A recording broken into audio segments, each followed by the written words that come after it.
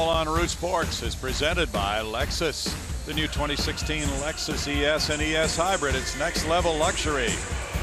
By Academy Sports and Outdoors, donating $100 for each Astros home run and $200 for each Correa home run to Houston Children's Charity. And by Southwest Airlines, transparency, low fares, nothing too high. It is Bark in the Park day here. The Dogs have come in. They've had their parade. Now it's the Rays and the Astros. And the 6'8" right-hander, Doug Fister, is on the mound. He leads the Astros in wins with a dozen.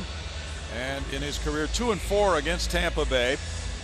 Every game is big for the Astros right now. They're 68-61. Doug Fister has helped to put them in this position this year, Ash.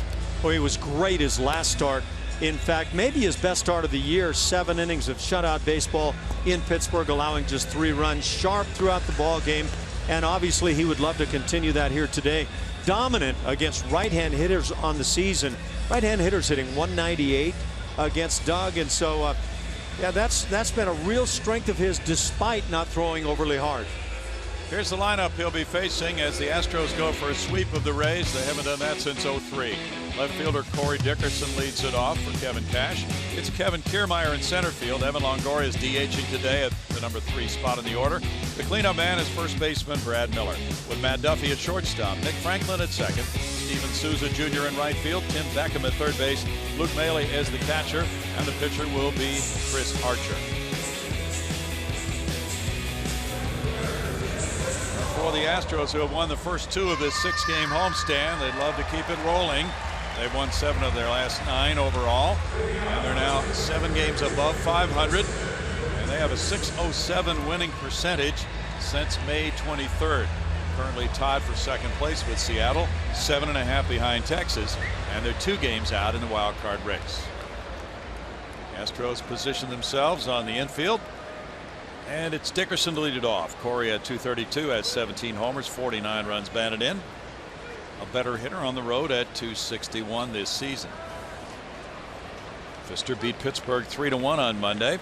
7 innings of shutout ball. First pitch is ball 1 to Dickerson. Dickerson was the DH last night, going 1 for 4. And he had 3 doubles and an RBI as the left fielder Friday night. Fouls that one away. That makes it 1-1. That was a strong effort against the Pirates, another team in contention last time out, Ash. Another day game effort too, and again, he was just extremely sharp throughout the ball game. Comes out with a couple of good sinkers to start it. He pounds that one inside, gets a strike call. 1-2. Nick Lentz is the home plate umpire. The Rays are 74 in the loss column, 54 in the win column. They're in last place in the AL East. They're 18.5 games off the lead pace being set by Toronto. That's whacked to left field over the head of Marwin Gonzalez, but he gets back. The guys are sporting the white shoes, most of them today. They look fast in those white shoes, Ash. It's a good looking uniform too, by the way, and it never hurts to look fast. Marwin might be a little faster than people think of him. He's stolen some bags this year. Might have banged himself up a little on that scoreboard. He did break back on that. He's checking his right wrist and flicking that right wrist as if that might be the case. Now one of the top defensive players in baseball, center fielder Kevin Kiermaier. He is 1 for 8 in this series. That's fouled away. There's strike 1. Kiermaier, a .219 hitter, has 7 homers, 26 runs batted in, just 1 for his last 16.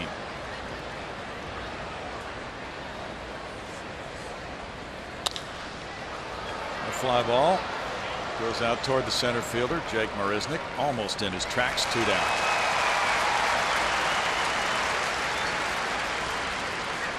Evan Longoria will be next. He's the face of this Tampa Bay Rays franchise. Having an excellent year, DHing today. Longoria already has hit the 30 home run plateau for the season. He's driven in 79 with a .286 batting average. 4 hits in his career against Fister. Strike 1 to Longoria, who is 1 for 8 in this series.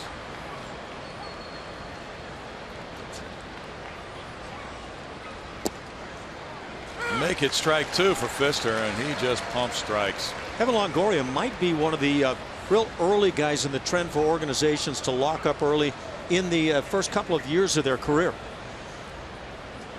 It's worked out very well. He's on a long-term deal now, got an extension, and it would seem that he probably will wear only that one major league uniform for his entire career.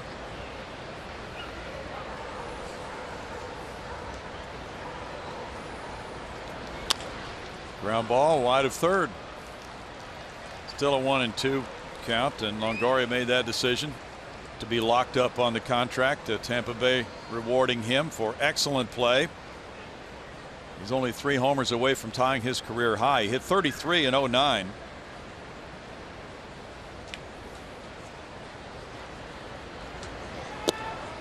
Strikeout for Pfister. Caps a 1-2-3 first. Chris Archer heads for the mound next.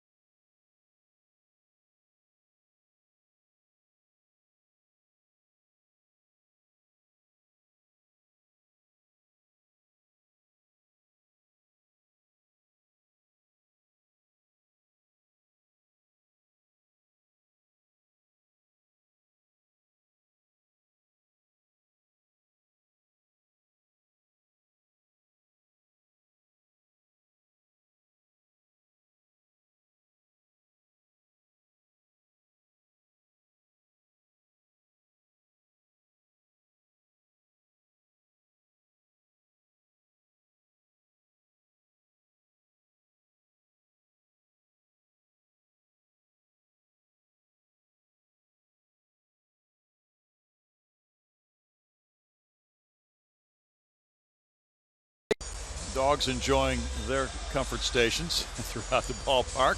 The Astros lineup is brought to you by Southwest Airlines. It is George Springer leading it off in right field. Alex Bregman's at third base on a 5-game hitting streak. Jose Altuve, the batting leader in the American League, bats third at second base. The cleanup man is shortstop Carlos Correa, with Yuli Gurriel the DH. Marwin Gonzalez in left field. A.J. Reed at first. Jason Castro the catcher. Jake Marisnick at center field. And one of the really good arms for young pitchers in the major league, Chris Archer on the hill. After going 7 1/3 scoreless innings against San Diego a couple of starts back, lasted just 5 last time out, only 1 earning against him.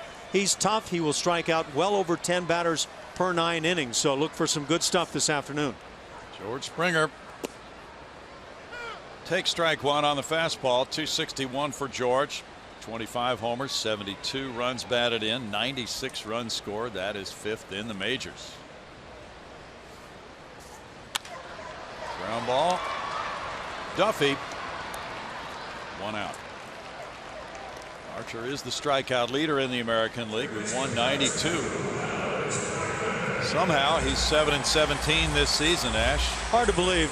He's obviously playing with a last place club, but I'm sure he would take a lot of the onus on that. I think he's a better pitcher than the 4+ ERA would say. And the Astros have seen him at his best a couple of times. 242 for Alex Bregman, 5 homers, 17 runs batted in. Bregman fouls it off the catcher's mask, and it's strike one. Bregman's numbers have been improving on a daily basis. The joys of being a catcher right there. Those masks are pretty good, though. They take a great deal of the force.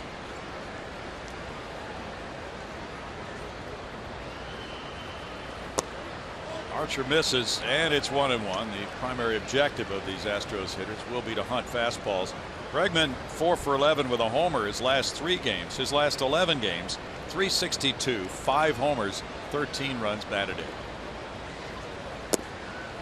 Slider can be lethal for Archer, and if his fastball works to set up the slider, it's going to be a very difficult day. That slider registered at 91 miles an hour. That is outrageous, and good reason why that bat started and came up empty. Yeah.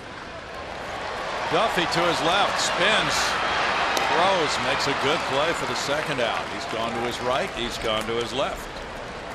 Biggest concern on this play for Duffy might have been avoiding Joe West with the throw. West was in front and trying to move out of the way a little bit, but very nice play.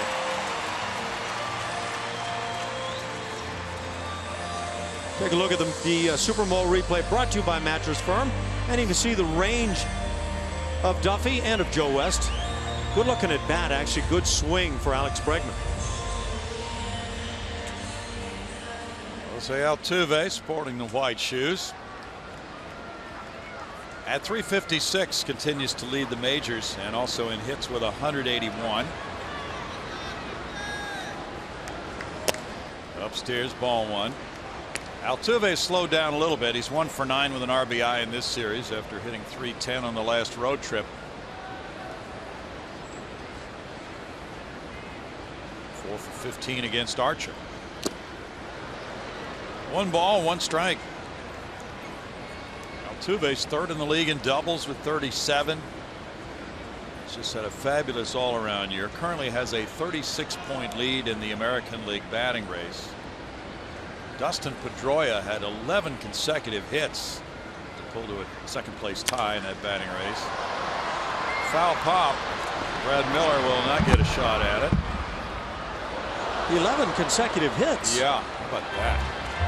Nintendo or what? What were they playing? He's making it look like Nintendo. So here you have 2 of the smallest guys in the majors, ranking 1 and 2 in the batting race in the American League, and Altuve and Pedroia. Altuve's hit .316 against Tampa Bay pitching. The Astros are 3-2 in the season series against the Rays. They have only swept them once. That was in '03. In the dirt on the slider. Altuve takes it for ball 2. Apparently nothing wrong with the gun. Again, 91. That is an absolutely wicked slider to try to deal with.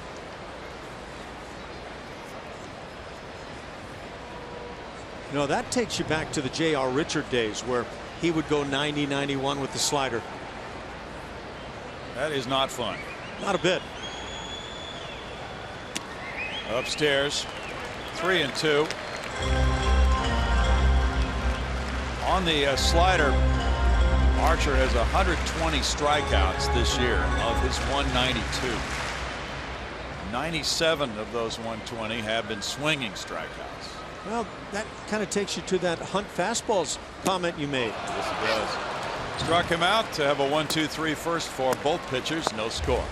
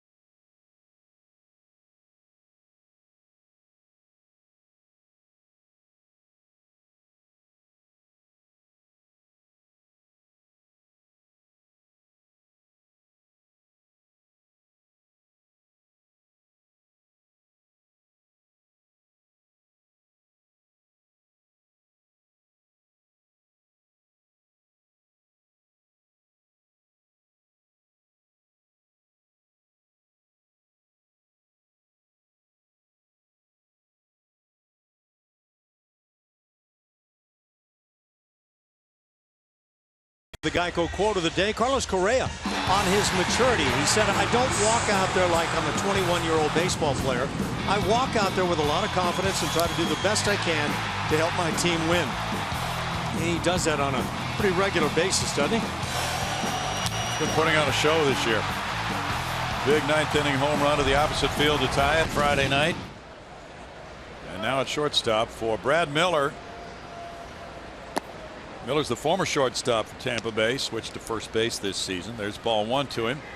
25 homers, 63 runs batted in. He's been on a surge in the month of August. Pfister puts it in there for a strike. That makes it 1-1. 24 runs batted in August for Miller. And a .513 slugging percentage this season. He is a low ball hitter. 2-1 the count. Miller's driven in 31 runs in 37 games now. Good off-speed pitch had him lunging there, Ash. That changeup is effective for Doug Pfister.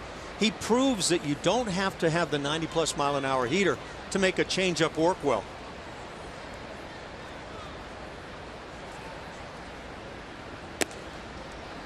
Not fishing upstairs. Miller goes to 3-2 on the count. This is the first time Pfister has made 26 starts in a season since 2013 with Detroit, when he made 32 for a career high. Ground ball, Altuve over to Reed. 4 straight for Pfister to open the game. Well, the way Archer threw the ball in the first inning, Pfister knows he's up against a very worthy mound opponent today, and the same can be said for Archer. Yeah, that would go both ways. But watching pure stuff of Archer in that first inning, I would say the Astros better go fastball hunting and find something and drill it. And Duffy fouls it. There's strike one to the former Giant. What's Archer working with there? I don't know, but for the moment it's working anyway. It hasn't led to a great year. Foul away. It's no balls, 2 strikes. Nice Sunday crowd. Folks got here early to take their dogs for a walk on the warning track. Good luck, outfielders. Duffy takes, and it's 1-2. Duffy's 25 years old, from Long Beach. He went to Long Beach State. He was traded in the Matt Moore deal August 1st, along with 2 prospects to Tampa Bay. He got jammed on that high curveball. Duffy had a very good year for the Giants last year. 12 homers, 77 runs batted in, .295 average. He was second in Rookie of the Year award voting in the National League. He first came up in 2014 with the Giants. Played the World Series for them. On through into center field, and Duffy is aboard. 1-out single for Duffy, and Nick Franklin follows. Yeah, we take a look now at our strike zone, brought to you by MD Anderson. And furthermore, we take a look at the defensive work or lack thereof on the hill. For a guy that can square up and make the defensive plays on the mound, 5th infielder, just a routine play. And it really shows you how much a pitcher can or may lack in that ability to handle things defensively. Nick Franklin playing second base today. Goes for the first pitch, fouls it away. There's strike one. Franklin at .289, has 4 homers, 23 runs batted in. In the last 13 games, he's been a .300 hitter. He got in late in the game last night as a pinch hitter and struck out in the 9th inning against Chris Davinsky. Franklin, a former Seattle Mariner. He was a first-round pick in '09 by the M's. In for a strike to him, and it's 0-2. Franklin is from Sanford, Florida. Tampa Bay got him in a trade in mid-2014.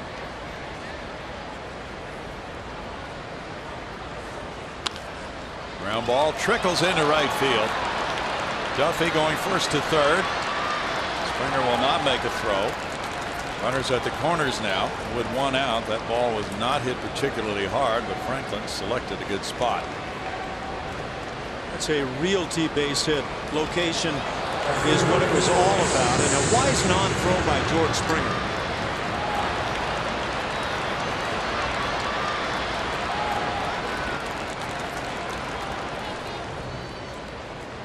sprinting from first to third. Is there at the corner for Steven Souza now. Souza with 13 homers, 42 runs batted in, has a .241 average. Strikeout prone with 141. He was 1 for 4 last night, punched out twice. In for strike one for Doug Fister. When Fister is on the mound, the Astros are 16-9.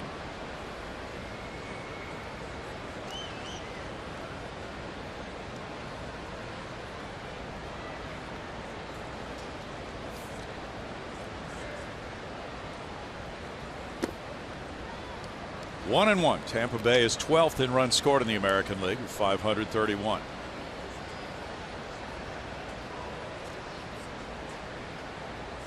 The Rays have turned things around. They were terrible right before the All-Star break.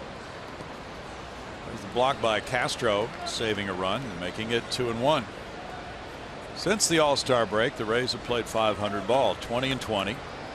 But they've outscored their opponents 187 to 135, third best margin in the majors. They've been a much better team. Runner going from first. It's tapped to third. Runner coming to the plate. Barehanding. Bregman throws. Gets him as the run scores to make it 1-0. Excellent play by Bregman. Duffy scoring. Souza grounding out and getting the RBI is 43rd. Yeah, you better believe that's excellent, and that was pure do or die and bang bang. No shot at an out at the plate. Sometimes you might have that shot at the plate better than the play at first, but Bregman just continues to make the plays, and that was close at first. Well, the Rays apparently are going to challenge. Souza's still standing on the bag. They may win that challenge too. He's not leaving now. He's walking slowly up the line. I haven't seen any indication yet from the skipper Kevin Cash that he is going to exercise his manager's challenge on that call. Still hearing from the video room right now. I think this is an area I would tighten up this window for a manager to decide. Right. And for me, honestly, I wish they weren't turning to the video room for these. I wish it was all about the manager down in the dugout saying, hey, I didn't like that call, or I did, and going ahead and going with it. They're not going to challenge it. Really close. I think they might have won that one. Could have gone the other way. Souza gives it up with an RBI on the ground out. Franklin to second base, and Tim Beckham is the batter. 1-0.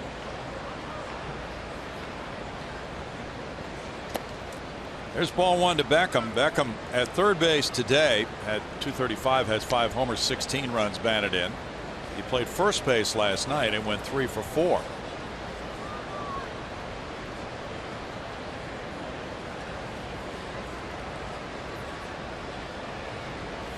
Beckham was a first-round choice, the first player drafted in the '08 draft from Griffin, Georgia.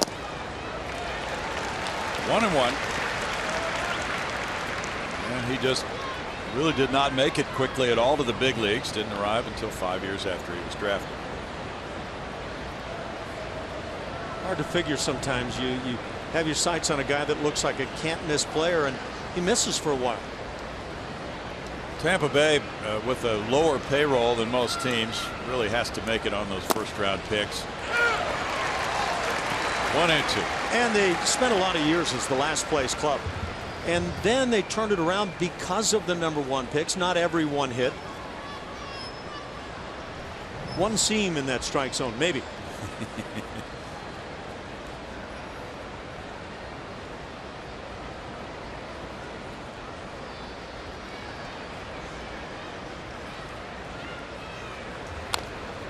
Ground ball goes foul, keeping the count at 1-2 with Maile on deck. 32-year-old Doug Fister really having a good season. Good time, Bronny, to take a look at that Lexus defensive ranking for the outfield. Marwin in left, the yellow light, but I'll tell you what, he's got a great strong arm. Jake Marisnick with the red, and George Springer as well. You don't want to run on those guys.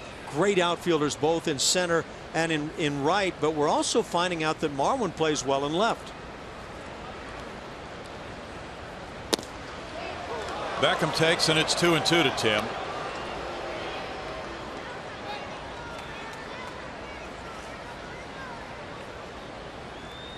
Right-handed hitters have hit 198 against Pfister with a 264 on base percentage and a 280 slugging percentage. Rolled out toward shortstop. Bregman cuts in front of Correa. Handles it for the third out. 1-run scoring on 2 hits and a man left. 1-0 Tampa Bay.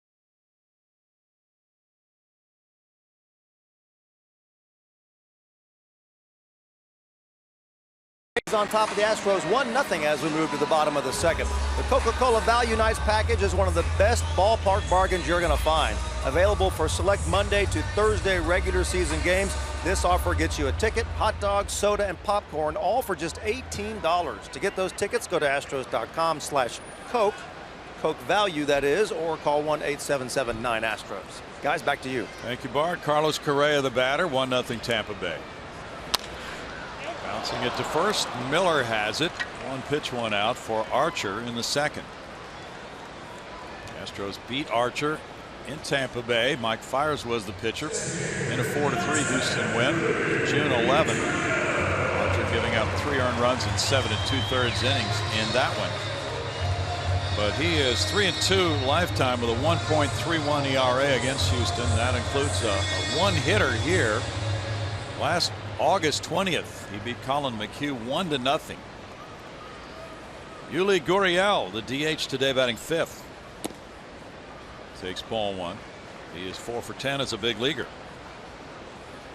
400 average, 2 doubles, 2 runs batted in for Gurriel. In the dirt, 2-0. In that 1-hitter last year, Archer really dominant, walking 1 and fanning 11 Astros. He also shut out Houston at Tampa Bay in July of 2013 on a 5-hitter.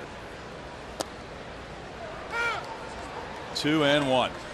Well, I think if I heard, if it ever happened, and I think it will, that Chris Archer threw a no-hitter or 2 or more, I wouldn't be surprised at all. His type of stuff can, I think, just slots well to be a no-hitter type pitcher. 39 major league wins, 49 losses, a 3.51 ERA, telling you that he's been a tough luck right-hander. 27 years old. Foul back by Gurriel. Gurriel had a workout in left field before the game today. He and Teoscar Hernandez took some balls in left, and that is one option. He plays a position which A.J. Hinch says will be in the next few days. It may be left field, it may be third base.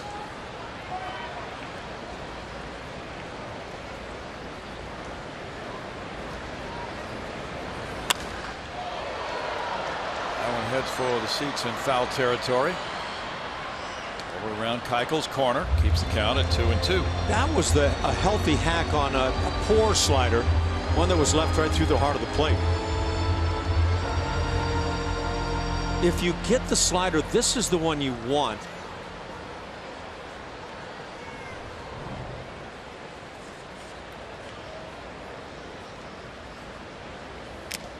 Foul tip, strikeout. Number 2 for Archer. Up to 96. Just riding it up. And I don't know that that was the intent looking at the catcher Maley, but plays well in the end.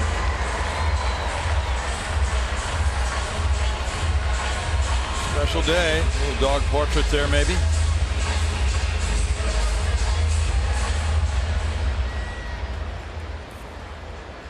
Thousands of dollars for those doggy portraits. Marwin Gonzalez, 253, 11 homers, 34 runs batted in, playing left field today. Taking all the way. There's strike 1 to Marwin. Marwin 1 for 6 in this series. Got a hit, scored a run, stole a base last night. The 97 hits, as you may have seen, his new career high for a single season. That's a tough slider. 0-2. You know, watching him play left field recently, I'm kind of won over. I've already been won over by his arm. He's got a great throwing arm, but you know him as a good infielder, and he is at any spot. Playing well in left.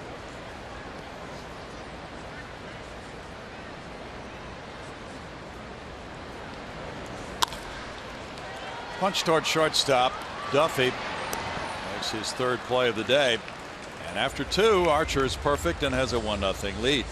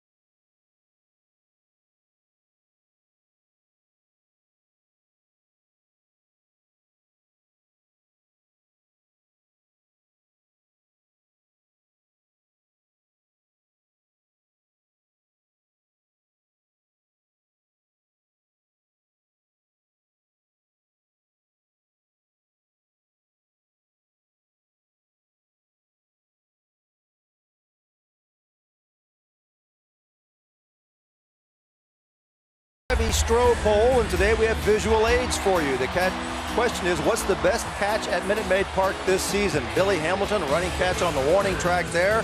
How about Carlos Correa robbing the Seattle Mariners with that diving play?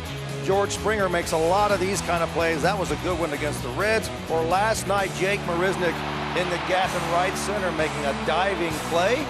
Head over to @RootSportsSW to vote in the poll right now. Guys? A lot of good choices there. Thank you, Bart. 1-0 Tampa Bay. Luke Maley leads it off.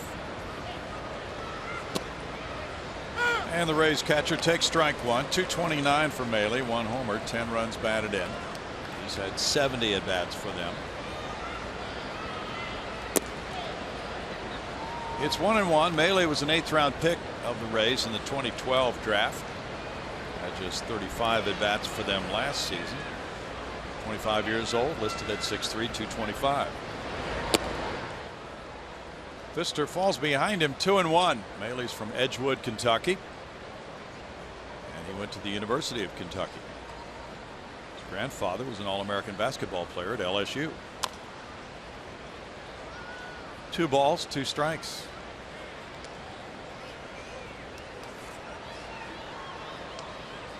Bobby Wilson caught the first 2 games of this 3-game series.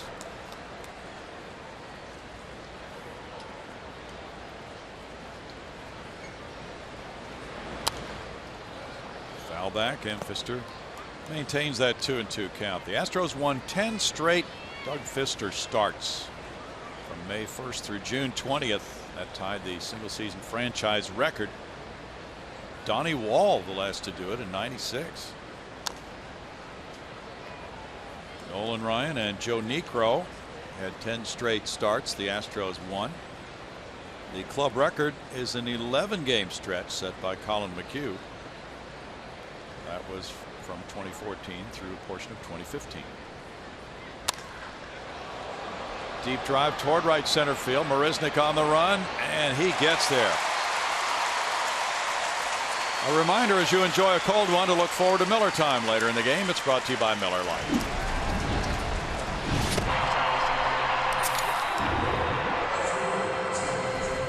We have been watching Jake Marisnick cover some real estate here the last couple of games. Yes, we have.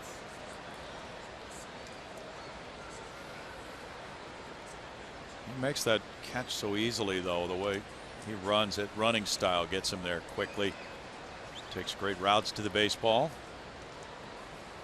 A lot of sniffing there. One out, and it's Dickerson. No different than here in the booth, apparently.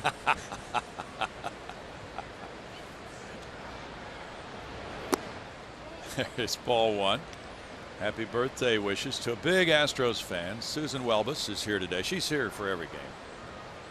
She's one of those who holds up the signs when Altuve has those hit milestones when he was closing in on 1,000. One ball and one strike. Get well wishes to Steve Grant. What's going on? Well, he's had a little pneumonia, I'm hearing. And hopefully he'll be back this week. In tight for a ball. It's 2-1. Wow, that was an interesting and late jump back there. Yeah, it was.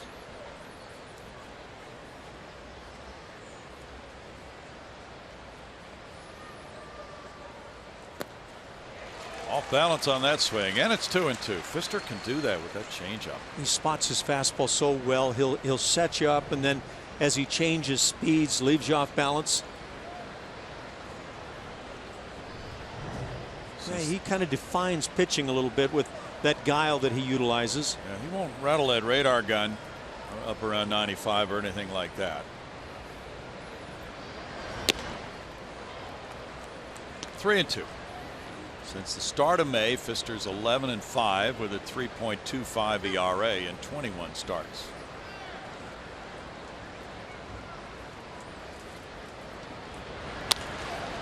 Curveball is hit foul.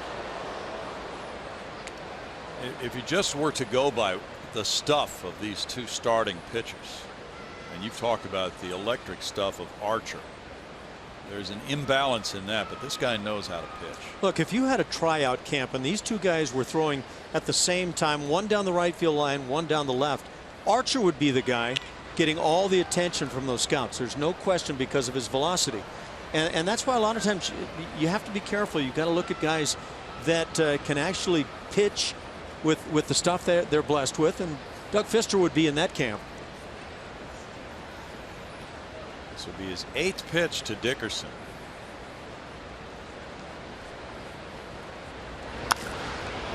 Hit to left field again, but deeper this time. Marwin backs off the wall. That kicks back toward the infield, and that will give Dickerson plenty of opportunity to get the second on an opposite field double.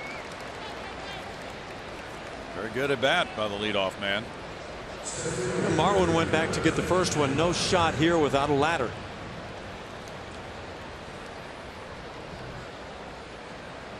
Off speed, and he just stays back enough to shoot the ball to left field. It's a ballpark that for a left-hand hitter like Jason Castro in 2013 that can utilize left field with that blessed pop, boy, it's a great yard. Kevin Kiermaier had a fly ball to center first time up.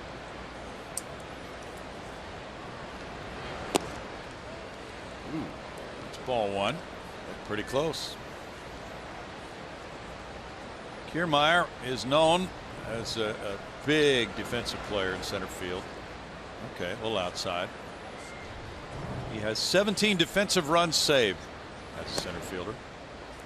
That's tied for first in the majors with Kevin Pillar of Toronto. 2-0. But Pillar has played about 400 more innings in center field this year than Kiermaier. I think you should rank outfielders by how many dinners they've been awarded from their pitching staff. Okay. Look at this. WAR is 1.9. We're BABIPing and WOBAs, and his ultimate zone rating is off the charts. Off my chart, I know that. 2-2. Well, our buddy Jeff Blum will be here tomorrow night, right? Yeah, he's got the Oakland series. He gets into ultimate zone ratings. He'll have all these numbers for us tomorrow night on ultimate zone ratings. You guys can kick those around with your favorite restaurants, and you guys do that restaurant segment still, right? Well, it's not like your weather forecasting exactly, but we'll get what is your forecast exactly for tonight? Is it going to be dark again, or what are you coming up with? Celebratory burgers following victory for the Astros. Okay. And, that's all I'm going to go with. So you don't really give the weather on your weather forecast? Very seldom. Okay. I give it in retrospect. 3-2.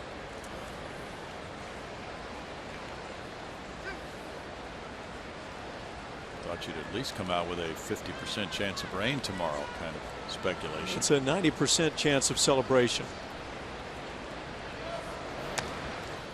Well, this homestand would be something the Astros would not celebrate, but they'd love to plow right through it the way it started with this 2-0. Oakland coming in tomorrow night. It'll be Joe Musgrove and Sean Manaea tomorrow night at 7:10. Colin McHugh and Kendall Graveman, who's been very good against the Astros, at 7:10 Tuesday night. Wednesday a 1:10 start for Mike Fiers and Ross Detweiler.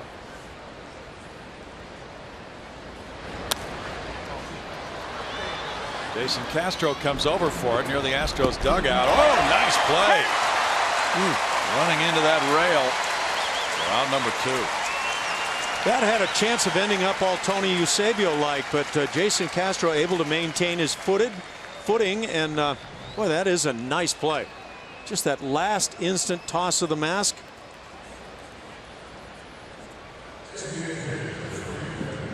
He had some help from below if needed, but yeah, Tony took that headfirst plunge over that railing years ago, and that does not turn out well. 2 outs and at Longoria now. Longoria struck out in the first inning.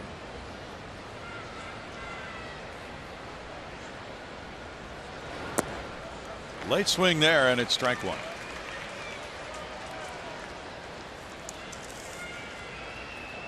Talked about Longoria being the face of their franchise. He signed a club-friendly deal and then got an extension on that. He hits this one a long way to left center field. That's going to be off that bullpen wall. 1 run is home to make it 2-0. An RBI double for Longoria, giving him his 80th run batted in.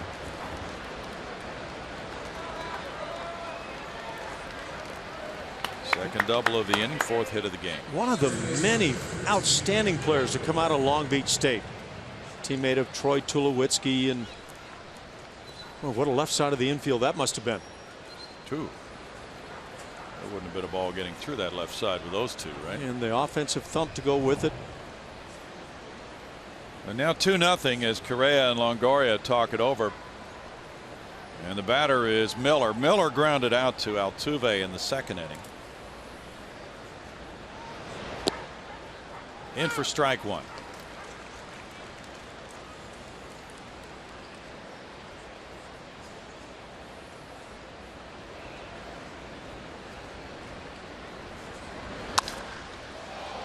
Marisnick goes back into left center field to the warning track and right in front of that bullpen fence for out number 3. 1 run scoring at 2 hits and a man left. 2-0 Rays.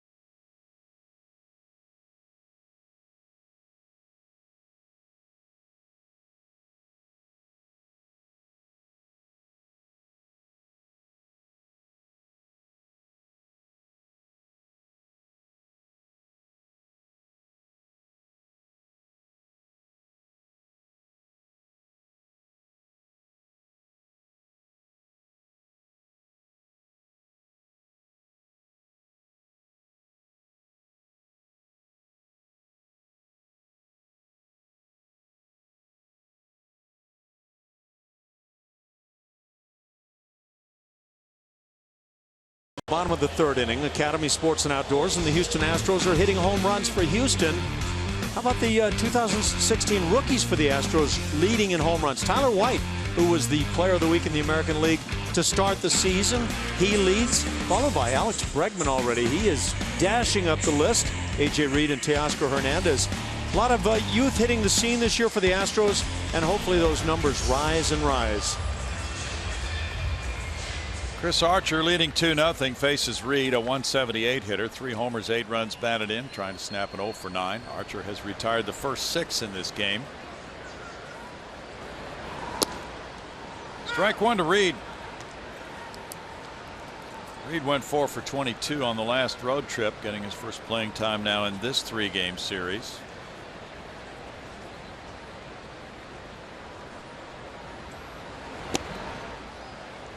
It's 0-2 for Archer.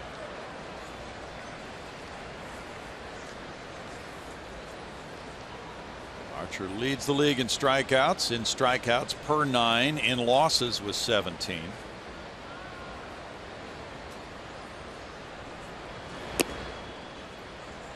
One and 2. Tanyan Sturtz set the Tampa Bay record for losses. 18 losses in 2002.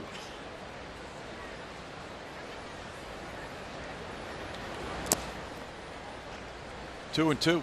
That was part of leading the Rays to another one of their #1 draft picks. They earned quite a few of them. He's on pace for 21 losses. I think anybody in baseball would take this guy with 21 losses. Yeah. Struck him out looking. That's number 3. Well, the old saying, you have to be a good pitcher to lose 20 games. You're right. Roger Craig was one of those guys a long time ago. Breaking ball left up, but still well within the strike zone. And a couple of strikes on you, you best be hacking on that pitch. Jason Castro on a 3-game hitting streak has a .215 average. 9 homers, 29 runs batted in for Jason. Evan Gattis has caught the first 2 games of this series.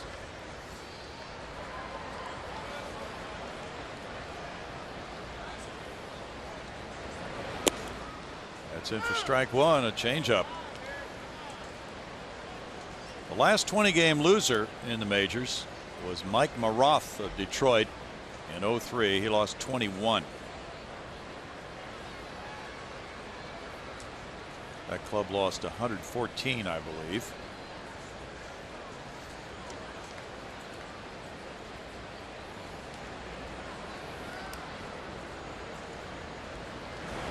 Now we've seen down through the years that sometimes when a pitcher gets to 19 losses and he has starts remaining in the season, management will decide not to start him anymore.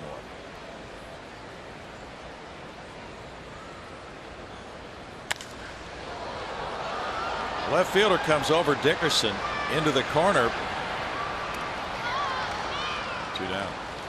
Bart. Thank you, Bill. Hey, fans, create memories, have fun, and enjoy a premium experience with an Astros luxury suite at Minute Maid Park. Whether you're treating your employees, hosting clients, or celebrating a special occasion, we'll create an experience your group is sure to remember. Go to astros.com/suites or call 1-877-9-ASTROS to reserve your luxury suite today. We've seen those people before in that suite, Bart. They must get that same suite every time. That's a sweet place to watch a game. Yeah, it is. How about that? I think Bart's talking about that view right there. Okay. Very comfortable. A lap dog. Jake Marisnick. Almost hit by the pitch. There's ball 1. 215 for Jake. 4 homers, 11 runs batted in. Great ultimate zone rating. One of the stars of StatCast. 1 ball and 1 strike. Yeah, he certainly earns it. And he hit a home run Friday night in the Astros 5-4 win. They hit 3 in that game.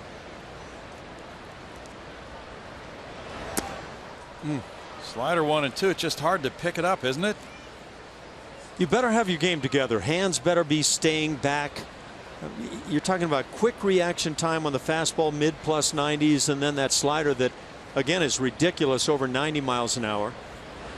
Oh, he hit him with a pitch. That's scary. Yeah, now Marisnick reacted perfectly, spinning back toward catcher and umpire on this. Watch his reaction. And that's the way you want to turn. You turn the other way and you start seeing that ball track in your face. Where did that get him? I think the left shoulder. I'm guessing. You see otherwise? Nope. There goes the perfect game of Chris Archer. Left elbow. Okay. First base runner for Houston, third hit batter of the year for Archer. Here's Springer now. With a ground ball to Duffy. Duffy on to Franklin. No runs, no hits, and a man left after 3. 2-0 Rays.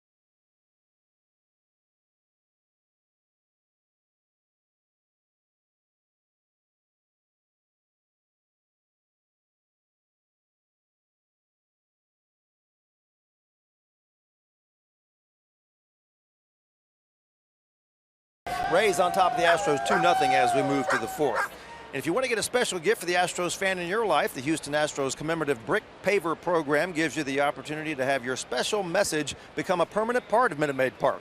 Go to astros.com/bricks for more details. Guys? Thank you, Bart. 2-0 Tampa Bay. Here's the 4th inning with Duffy. And Matt takes strike 1. Matt singled and scored in the 2nd inning on a ground out by Steven Souza Jr.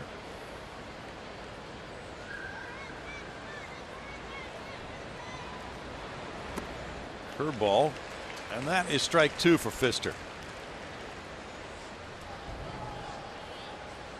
Yeah, spin it right over the top.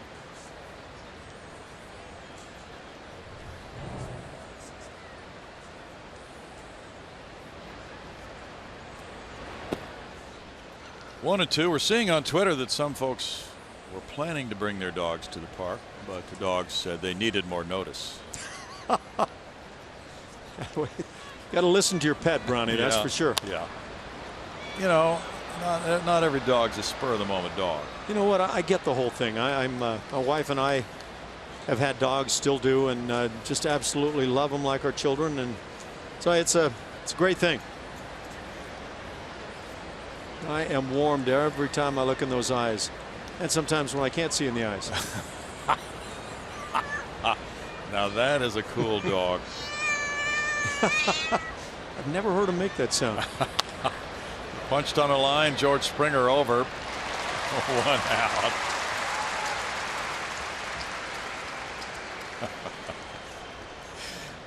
Nick Franklin will be next. He singled to right field in the 2nd inning. Well, the Astros gained on 4 different teams in front of them. Lost last night as they picked up ground in the wild card race. It should be something to behold in the month of September. Infield shifts around on Franklin. And the curveball bounces. There's ball 1. The Orioles are up on the Yankees 1-0 today in the top of the 7th inning. Keep your eyes on those Yankees. They're playing good baseball. They really are. Especially Gary Sanchez. He's taking that team on his back. He's lifted the Bronx all by himself. Here's the picture. Toronto 1 game in front of Boston, 3 in front of Baltimore. And look at the Astros. 2 days, 2 games they've made up. Yeah. They've caught right up with Seattle. The Yankees staying right there on the shoulder. And well, again, it's got a chance to be really good in the last month and a half. Liner into right center field for a hit. Franklin's aboard, and he's 2 for 2. Guess we're down to about 5 weeks now. Yep. Kevin Gausman has that 1-0 lead for Baltimore at New York off CC Sabathia. Steve Pearce hit his 12th home run for the only run of the game. Souza hit that tap to third base and was thrown out by an eyelash by Bregman. Got the RBI to make it 1-0 in the 2nd inning. Blue Jays trail. Minnesota is in front of Toronto 5-4 in the bottom of the 6th inning in Toronto. Troy Tulowitzki hit a solo homer. The Angels lead the Tigers at Detroit 5-0 in the top of the 6th inning. That was not a pretty sight for Brad Ausmus and his group last night. 4 Tigers tossed out of that game by Mike Everett. Jeffrey Marte hit his 10th home run for the Angels today. Tyler Skaggs shutting out the Tigers. Ball 1 to Souza.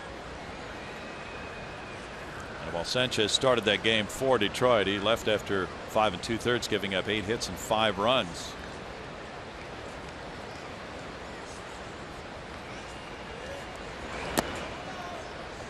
Down and in for a ball. That makes it 2-0 to Souza. Phillies and Mets are tied 1-1. They're in the bottom of the 6th.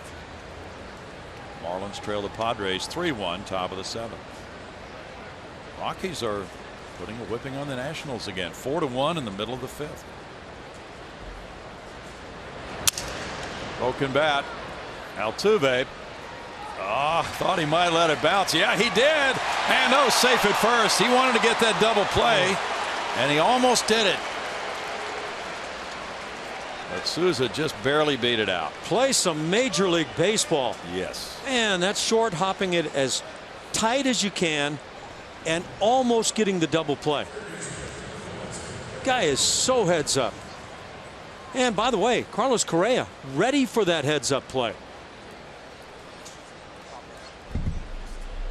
Great attempt at a double play. Beautiful stuff.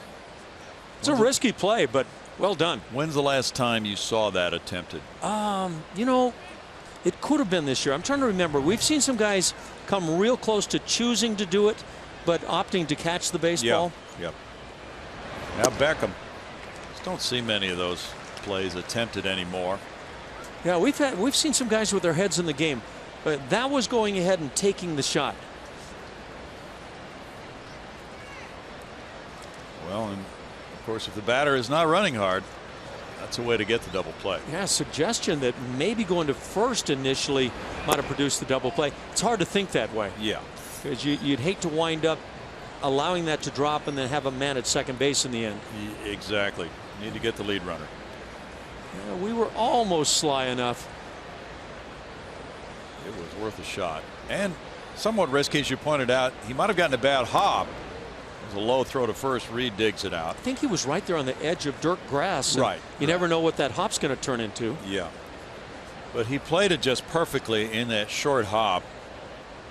I think I'd be much more inclined to try that on the grass than on the dirt. Okay. I just feel like you might get a little more errant bounce off of the dirt.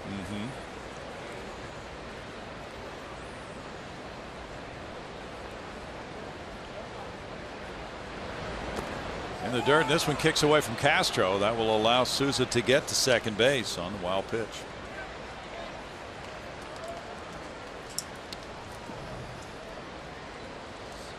This is the second time today. The first time Castro picked one that way out of the dirt.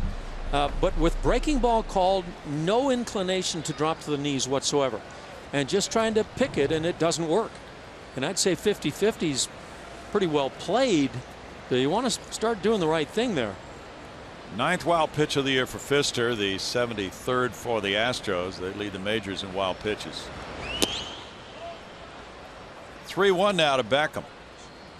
White Sox lead the Mariners 2-0. They're in the top of the 5th at Chicago. Carlos Rodon on the mound for Chicago.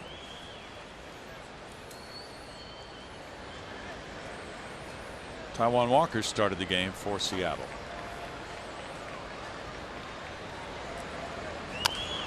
Ground ball goes foul, and it's a full count now for Pfister.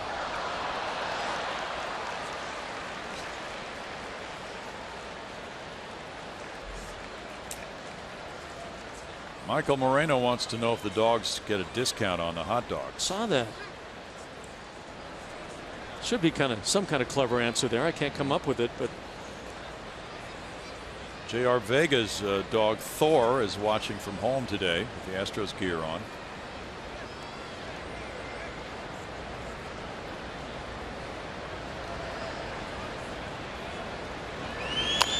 It's pitch number 78, Brownie, and really surprising to me because that first inning felt so sharp from Pfister. That is surprising.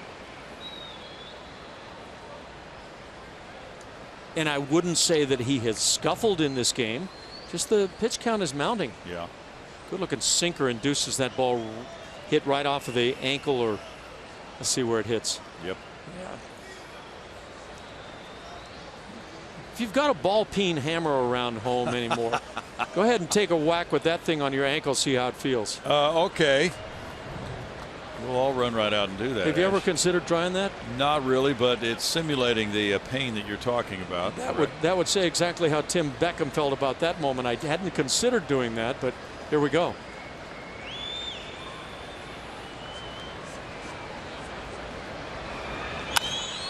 Bouncer, and Bregman fails to play it. Runner he runs into Bregman. Now he's coming home, and the throw is not in time. But interference, I think, had been called anyway. Yep.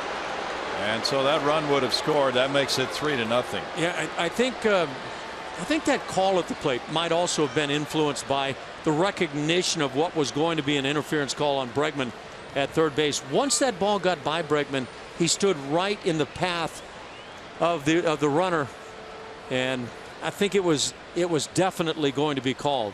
Well, they did brush together, and that slowed the progress of Souza. I think A.J. Hinch wants to know, did you call him safe at the plate based on the actual play that resulted, or was your safe call influenced by that we just saw? Take a look at Marlin. I've talked about his strong arm. He can throw from any position, and it does look like he's safe at the plate. Yeah, I don't know what happened with Alex Bregman, who has just suddenly run into a rash of errors. So you've got a responsibility defensively of getting out of the way right there. He's going to draw a double error on this one.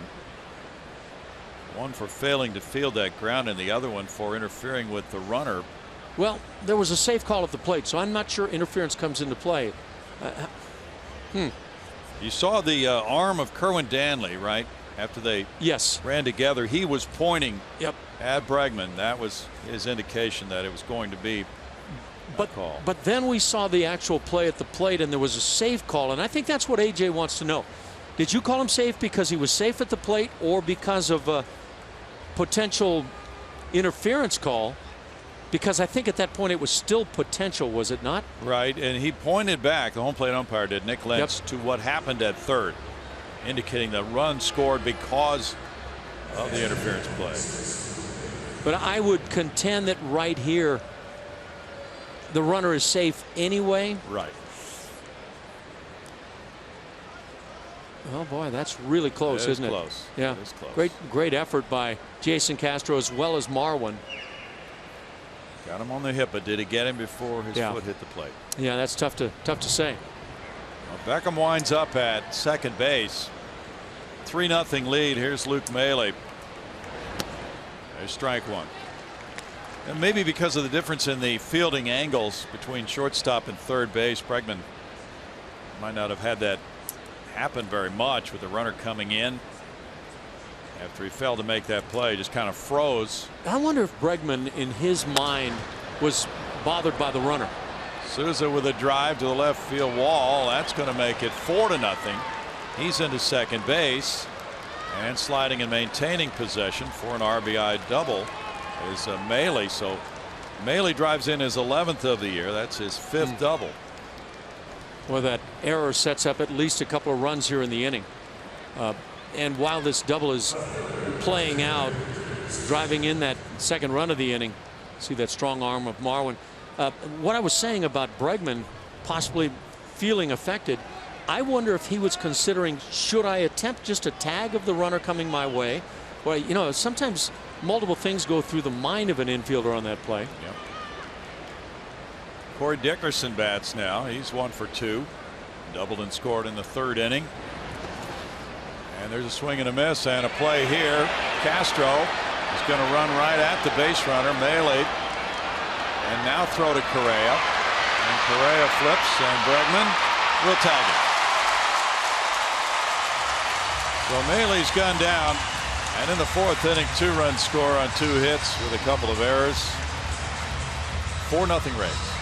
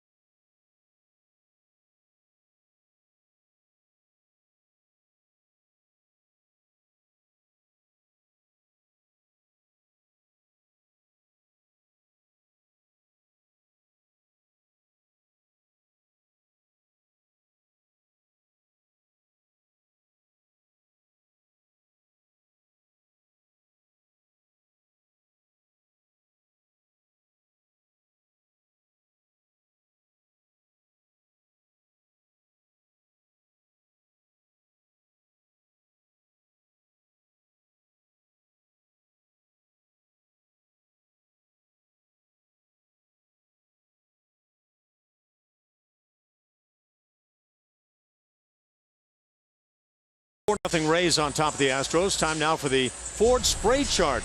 Talking about Alex Bregman and what he's been doing since he had that rough start to the season with the bat. Moved it around pretty well, left field and center. Not a whole lot to right, but he's also driven some balls in that direction. I think what Alex has done, and by the way, his first major league home run coming to right field. So he's got some pop all over the yard, and he's utilizing the field. He leads it off with the Astros trailing 4-0. They're looking for their first hit. Archer deals, and it's ball 1. Chris hit a batter, Jake Marisnick, with 2 outs in the 3rd inning. That's the only base runner he has allowed. Bregman grounded out to shortstop. Duffy made a good play to his left to get Alex in the 1st inning. 1 ball, 1 strike. So Archer now with the early run support, a 4-run lead, working in the 4th with excellent stuff. Shooting for win number 8 of the year.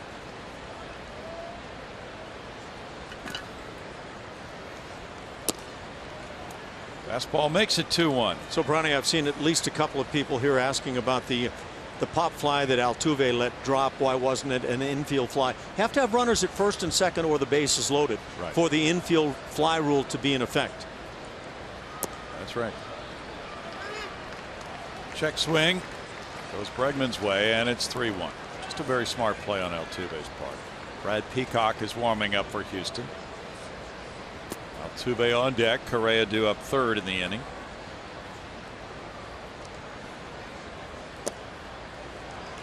Archer paused, and it's ball 4.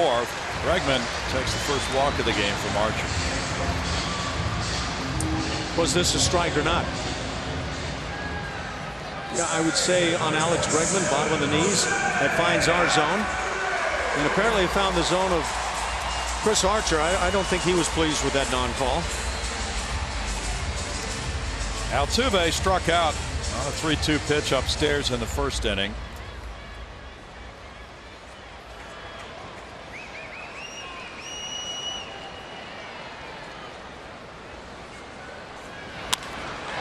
Altuve to left field.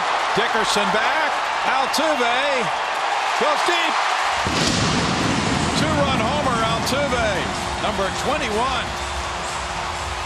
And it's 4-2 very quickly. Altuve bringing his RBI count up to 87. That's how you slice into that 4-0 lead and do it in a hurry.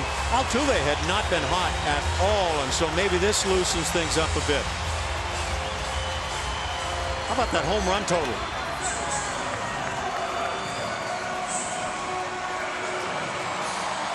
Just enough. Get it to about row 2 or 3, and he can get to it up, he can get to it down, away. Just has a knack of putting the barrel on the ball. Very big hit. Now Carlos Correa, and he goes to right field as the Astros try to come back from this 4-0 deficit. They have a nice start. Walk, homer, single. 4-game hitting streak now for Correa. Carlos Correa last night was juicing balls to the left field side, and twice today going to the right field side. First time at bat, hitting one right at the first baseman. But watch poetry in motion with that swing. He got a slider out in the middle of the zone. Yes, he did. That's one of those get me over jobs to start an at bat. 24 homers allowed by Archer this year now. Gurriel, the batter, he struck out in the second inning. Ulieski trying to keep this rally going. The first 3 have reached here in the Astros' 4th. In the dirt, ball 1. Colby Rasmus will get a workout tomorrow, and A.J. Hinch said a decision will be made on activating him. There's not very much time if he were to go to the minor leagues on a rehab assignment, so that may not happen. He may just be activated September 1st. Tough slider makes it 1-1.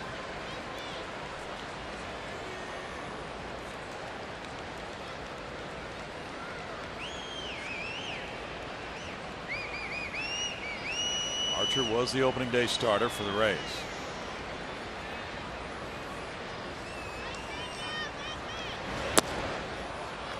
One and 2. Archer had a 1-4 start in April. He had a 5.01 ERA. In August, his ERA is 2.84, but he's 2-3. Shutout in one of his losses, 3-0. Gurriel to right field. Souza on the track. 1 out. Well, a little glimpse of Gurriel going the other way. Didn't drive it out of the yard, but I think he's got a lot more available there. Stays back on that slider, one that hung a bit. Marwin Gonzalez grounded to shortstop in the second inning.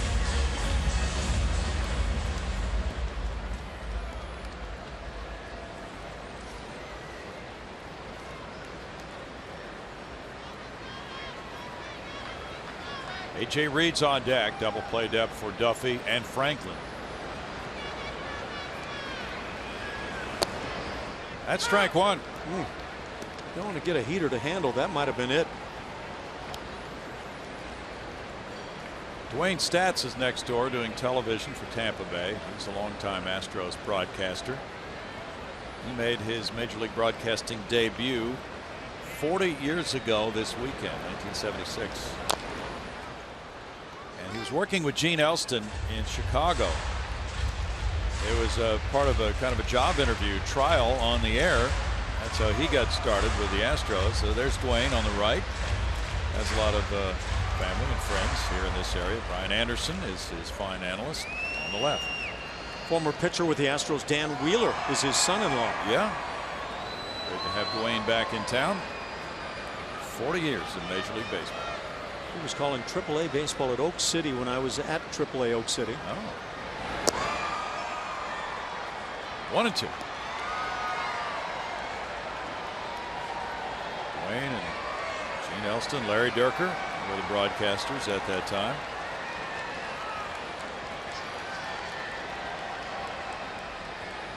Bob Prince was here for that 1 year in '76. Came from Pittsburgh. Strikeout, and Archer gets the second out of the inning. That's his 4th strikeout of the game. Yeah, this slider kind of buried right there in the dirt. First pitch, the first heater that Marwin saw was the 1.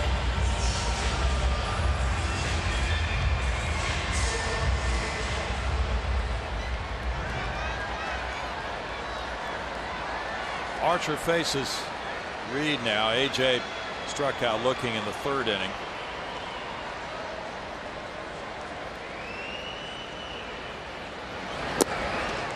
That's strike 1 to Reed.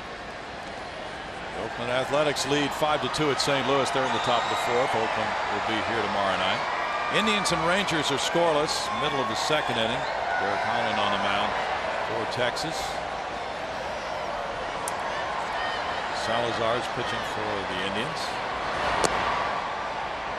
1-1. Indians pitching staff has been roughed up some in that series.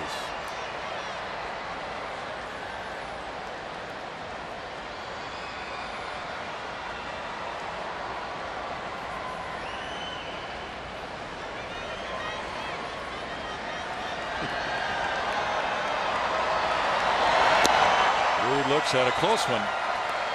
2-1.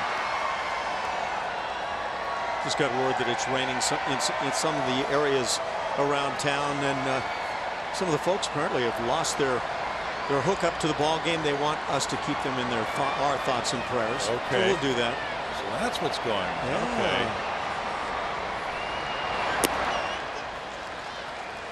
3 balls and a strike. Well, maybe time to go to the old transistor radio, right? That's what I used to utilize out by the old wall where I'd throw the baseball as a kid. Did you ever sit in your automobile in the driveway listening to baseball? Oh, I'm sure it's happened somewhere. What I remember is hearing the cars drive by during the summer, and the voice of baseball, Vin Scully at the time for me, was heard everywhere. Yeah. 3-2 now to Reed. Big pitch coming with 2 outs in the inning, and Correa getting ready to take off from first. The first baseman Miller backs up to play behind him. Of course, we didn't have our cell phones with TV going on every day's game, and no, otherwise we would have had the cell phone going. With the runner going, it's fouled. What was that one story? There was a pitcher on the mound at Dodger Stadium, and he could hear through all the transistor radios in the stands. Vin Scully was telling a story about him, and he wanted to hear how it ended, so he walked around the mound and listened to the story via the transistor radio. Wanted to hear the end of the story before delivering again. Yeah. I remember sitting in those seats out there, and you could hear the game via the transistors. Reed takes a walk. That keeps the inning going for Castro. Yeah, it was a different world, but it was a good one. Yep. Well, 4 Astros have reached base. 2 walks, a homer, a single in the inning. Castro hit a fly ball to left, and Fisher Power just came back on. Well, Altuve hit a 2-run homer earlier in the inning. That got the Astros on the board. That cut their 4-0 deficit in half. Now Mahle and Archer talk it over before Castro bats for the 2nd time in this game. The 17 losses for Archer to lead the majors are the most of any pitcher through the end of August since Mike Maroth had 19 through August of '03, and Jerry Bonderman had 18. Jeremy Bonderman 18 through August that year. The Tigers club lost 119 games. Strike. If you won 119, you'd set a record. Yeah. So you lose 119, and it just kind of sounds like a rough year. Yeah. This is the 365th consecutive game the Rays have started a pitcher under the age of 30. Longest current streak in the majors. Eric Bedard was the last guy over the age of 30 to start for the Rays. That was in 2014.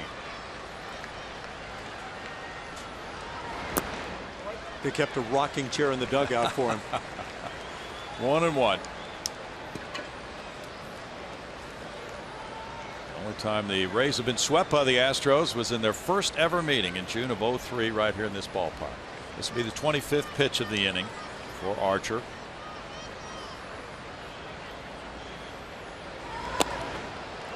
It is strike two. And with Doug Fister up there in his pitch count, it gives him a chance to get a little bit more of a rest before going out for the fifth. Brad Peacock was warming up a few minutes ago, but is not throwing right now.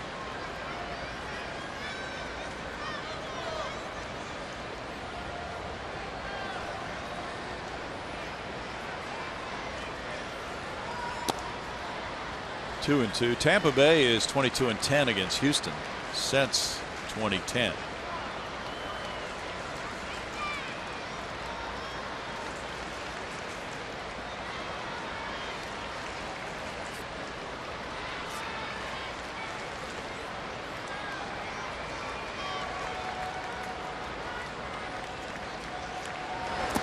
In the dirt, 3-2. Vinny G says we keep mentioning that Archer's slider's in the low 90s. He wants to know what a typical slider is clocked at in the major league. I would imagine most guys are in the 84 to 86 range. Jay Brooks says Andrelton Simmons pulled off the dropped ball double play yesterday for the Angels. It can't be dropped, though. The ball has to hit the ground first. Yeah. It doesn't work if it's dropped. Into center field. Correa around to the plate. 4-3 ball game. RBI single. Castro. 4-game hitting streak for Jason. That's his 30th run batted in. What a big hit. It's a big inning against a guy like Archer, who's been throwing well. But he get the home run out of Jose Altuve, and maybe spirits are lifted a little bit. Whatever it is that gets offense going. And another slider handled. By the way, we also saw that maybe it was Ian Kinsler earlier in the year that tried that play against the Astros. Okay. Now Jake Marisnick will be the 8th Astro to bat here in the inning. Marisnick was hit by a pitch in the third after Archer retired the first 8 batters in the game.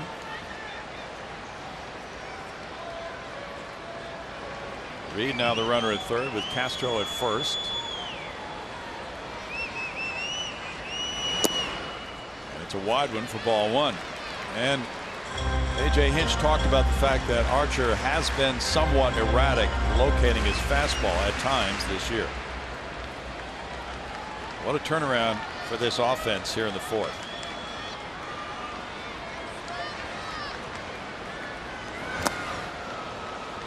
One and one to Marisnick.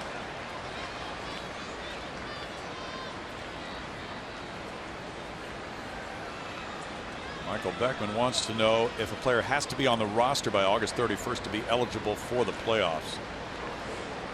Not exactly. There could be an injury that could get him eligible if he's not on the roster, but generally that's what big league clubs are thinking about as they approach this date. My response to that was minus injuries. Yeah, yes, that's right.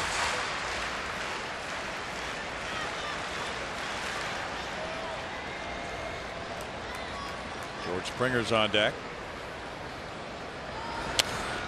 Foul back. Now, has there ever been a rather manufactured behind the scene injury on a guy? Sure. Yeah, true.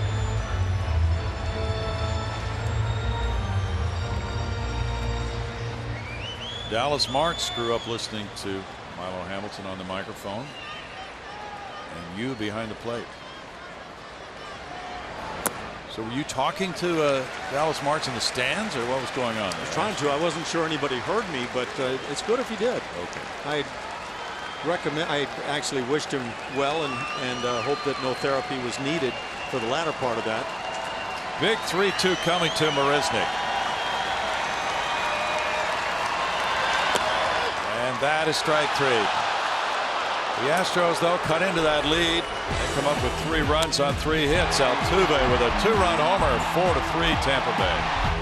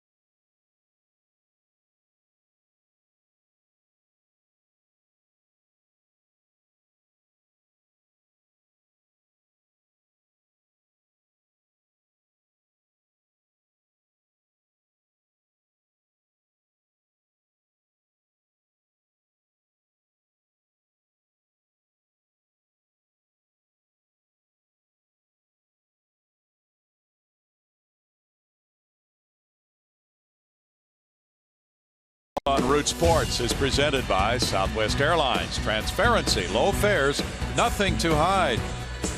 And by Jack in the Box. Taste the all-new Jack's Brewhouse Bacon Burger today at Jack in the Box for a limited time only at participating restaurants. Was that a Dalmatian? That first dog we saw? Actually, I noticed the little white-haired guy. Yeah. I didn't see prior to that. Remember the old movie 101 Dalmatians? Oh, sure. They were a little devious, weren't they? Yeah. 4-3 game now. Doug Fister comes back out for the 5th.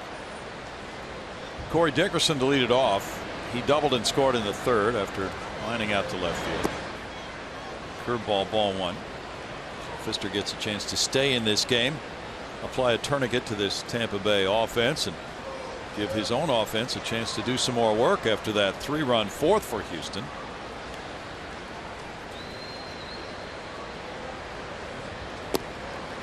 Changeup comes in with good movement for strike 1.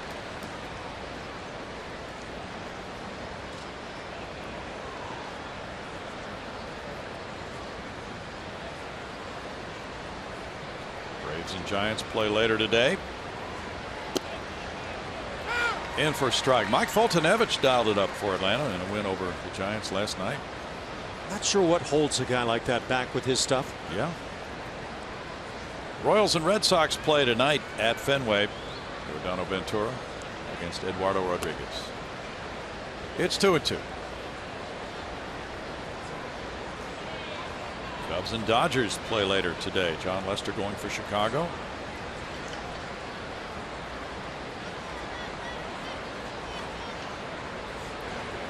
That one bounced up there and got Castro. 3-2.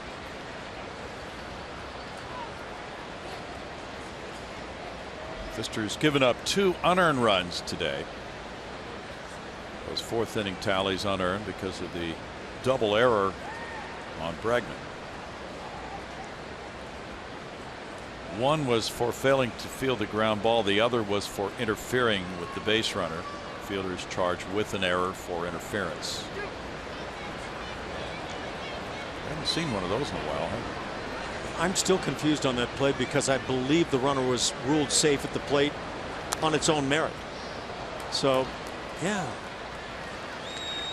I'd love to hear exactly what AJ got from the umpires down there. Well, we'll have to page through the rule book on that. It's gone a little sideways for Bregman recently defensively.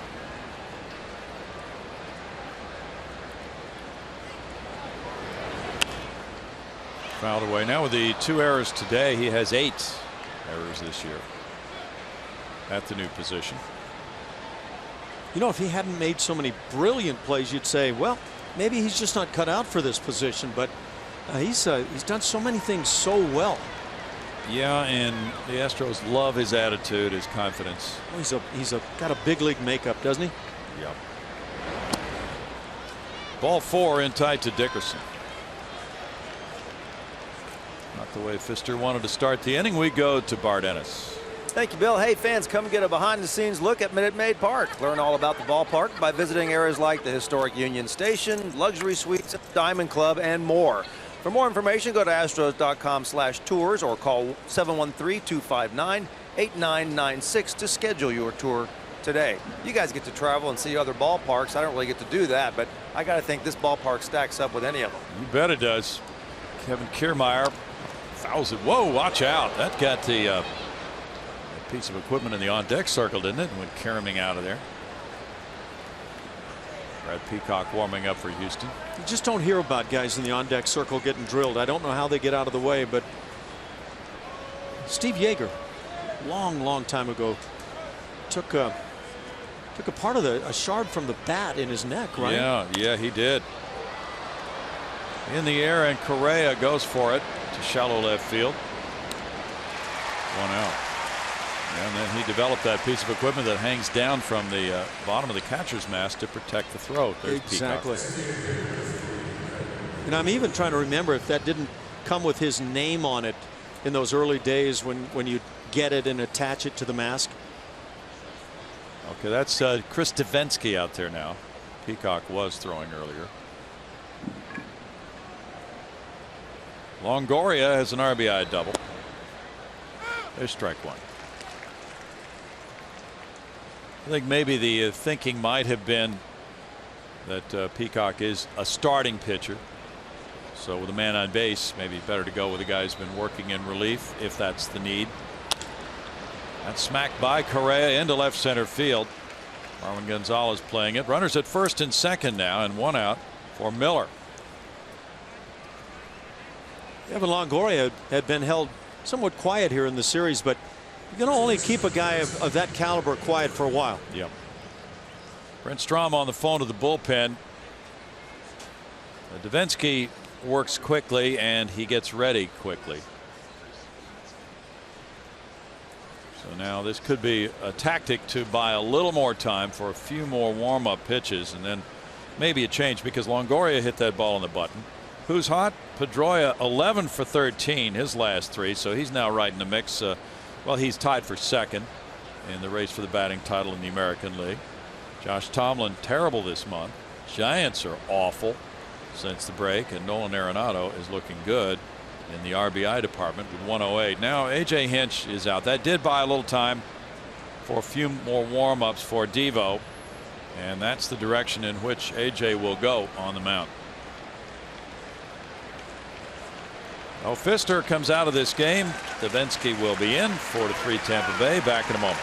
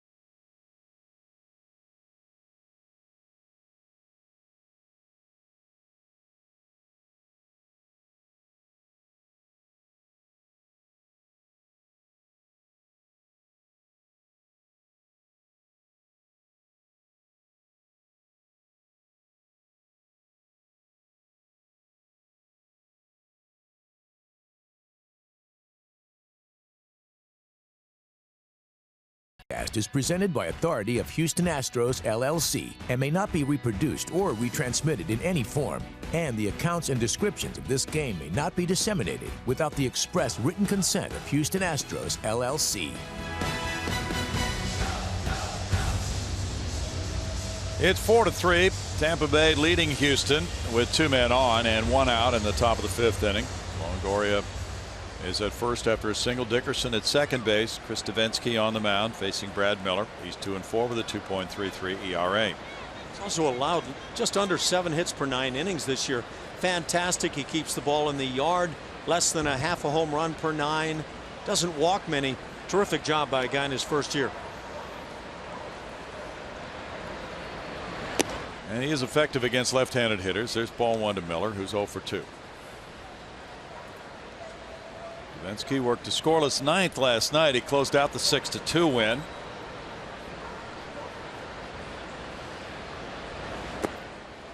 He throws a ball there to make it 2-0. Devo only needed 13 pitches to get his 3 outs in last night's game. Struck out 2. He's inherited 23 runners. Only 2 have scored. Great percentage of runners stranded by Chris Davinsky. He falls behind Miller, though. 3 balls, no strikes. And this is a little different pattern of usage for Davinsky. He got his first career hold Wednesday at Pittsburgh. In for a strike. 3-1. Luke Gregerson still is not available. He stepped in a hole at Baltimore on the field, turned his ankle.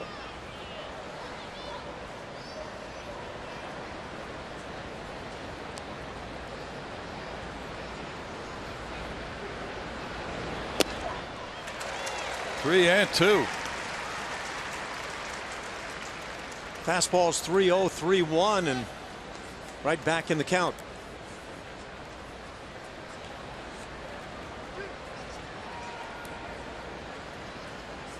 Gregerson has been doing some throwing in the bullpen in recent days. Strike 3 call. Miller, after a little pause, heard that call by Nick Lentz, and that's out number 2. Close down and away, but too close to take. As you look, yeah, you got a little baseball catching that strike zone. Well, that's a major league job coming back after the 3-0. Otherwise, you load him up. It sure is. Davinsky worked his way back and then made a big time pitch. Duffy has singled and he's lined to right.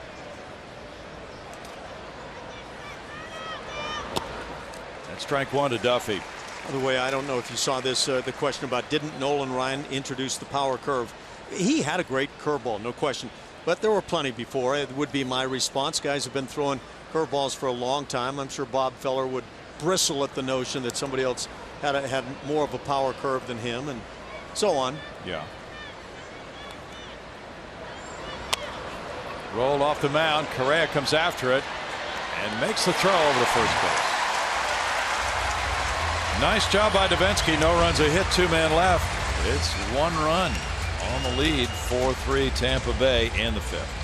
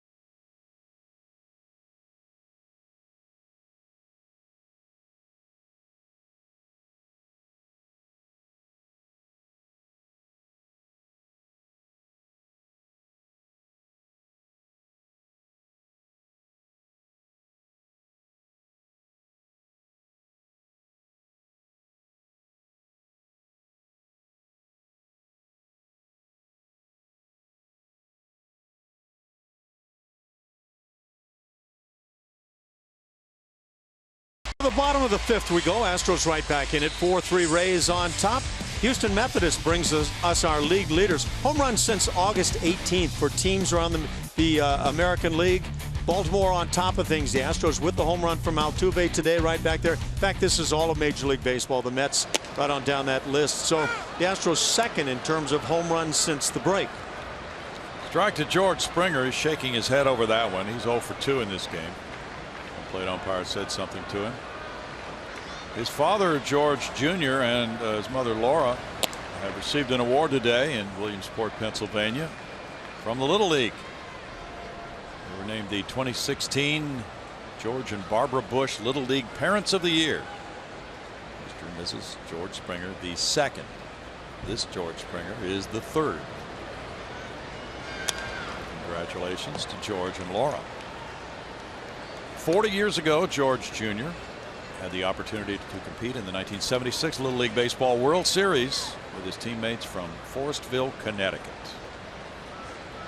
And they have now seen that as a lifetime commitment to the Little League program. Springers are dedicated volunteers at the Walicki Little League in New Britain, Connecticut. Struck him out. This is pretty challenging as a kid when your two sisters are as good as you are at baseball and or softball. Oh, that's a filthy looking slider. You can see that tight spin from behind. Alex Bregman walked and rode home on the Altuve 2-run homer in the fourth inning. Hit a ground ball up the middle, and Duffy made a good play on him in the first.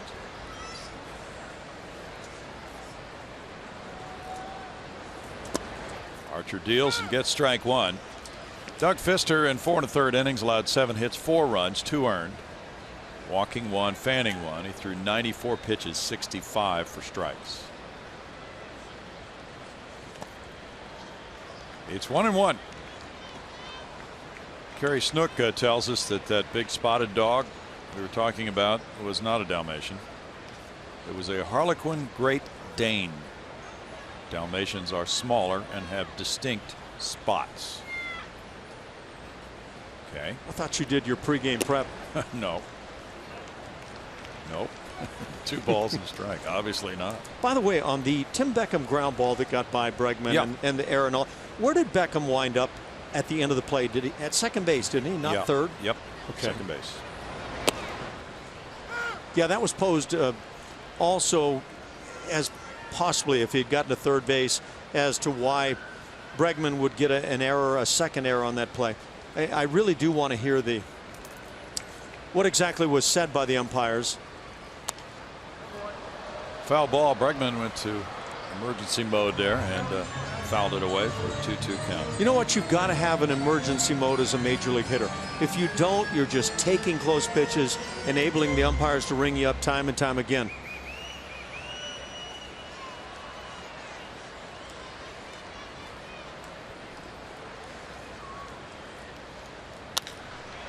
Bregman in the air to left center field. Kiermaier. 2 outs. And Altuve will bat. He powered a home run in the 4th inning. He's 1 for 2.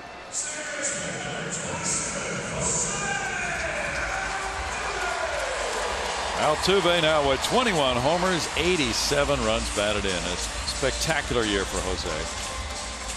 He was tied for second in total bases in the American League coming into play today. Another one of those great signs fans have been bringing out all season long to celebrate Altuve. Yeah, let's throw the great batting average aside and say coming out of spring training, you got wind. Somebody says Altuve is going to hit 20+ home runs and drive in over 100 this year. What would you think? And go ahead and think your own thoughts. Beckham gets him, and that's a 1-2-3 5th, 4-3 Tampa Bay.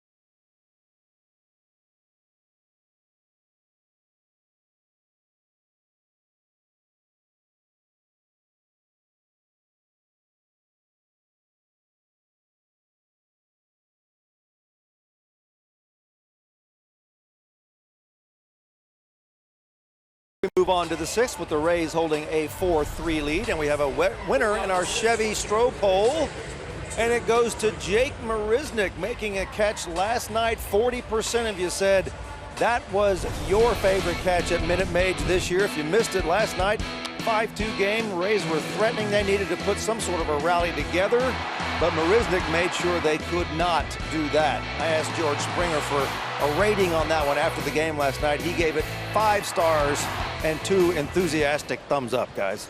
Very good. 4-3 ball game. Tampa Bay leading, and Chris Davinsky throws ball 1 to Nick Franklin. Franklin is 2 for 2.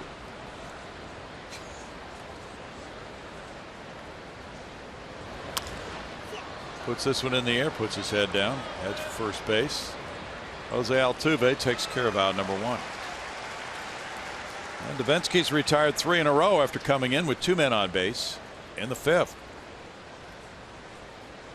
Steven Souza Jr. grounded out, and Bregman made an excellent play on that slow roller to get him. He got an RBI on it in the 2nd inning. Then he reached on a force play in the 4th and came around to score.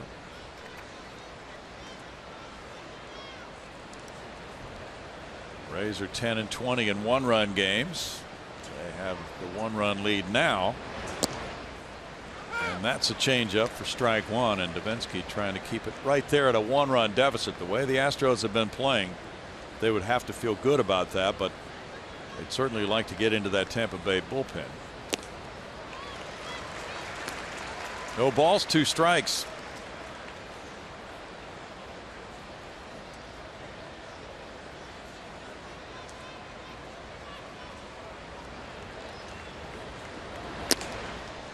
Upstairs with a heater, and it's 1-2. Chris Davinsky, 25 years old, from Cerritos, California, went to Cal State Fullerton. 25th round draft choice by the White Sox in 2011. Traded to the Astros for Brett Myers in 2012.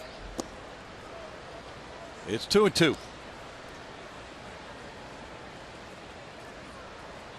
Brownie, we're asked about what goes into pregame prep outside of the dog stuff, of course. I think I would just respond just being prepared about the 2 teams and all the players and what the tendencies are. Struck him out. Well, there's the pregame meal also. Well, that's a huge part of it, but I thought that was a given. Pretty good action on that changeup, huh? Yeah. But no, we don't come up with things to talk about on the fly, generally speaking. It just happens on the fly. Yeah. Tim Beckham is 0 for 2. Reached on that error and came around to score. That's a strike. Well, the beautiful thing about being around baseball is just the ability to talk about the game all the time and use it as an excuse to do nothing else.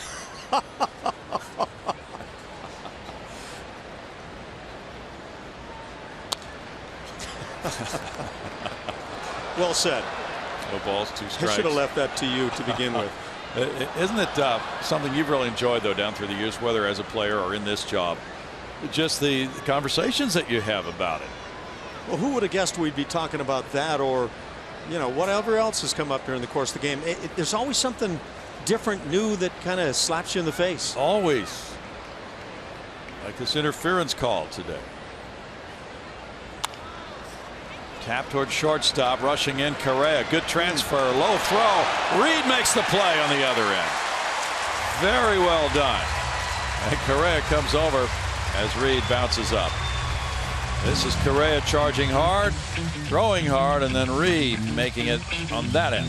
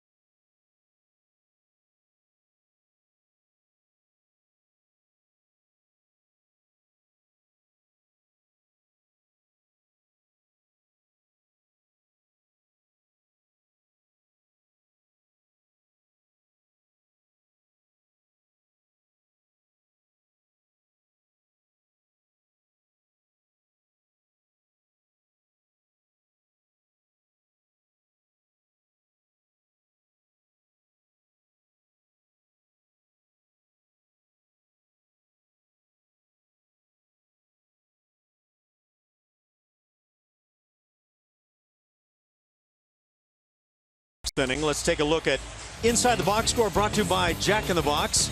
RBI leaders as shortstops this year around Major League Baseball. Guess who's the leader? Carlos Correa, who just made the great play defensively. Addison Russell, very nice year with the Cubs, who are a terrific looking team. Brandon Crawford and Xander Bogaerts. That's a really good looking list of shortstops, and there are more outside of that list that haven't picked up all those RBIs. Good looking crop of shortstops in the game right now. Yeah, that came up in the manager's office today with a media session for A.J. Hinch. Carlos Correa singled and scored in the 4th inning. He's 1 for 2. Just a tremendous crop of young shortstops right now. Big ball one. A.J. said that he felt that this current crop would stand up to that Derek Jeter group.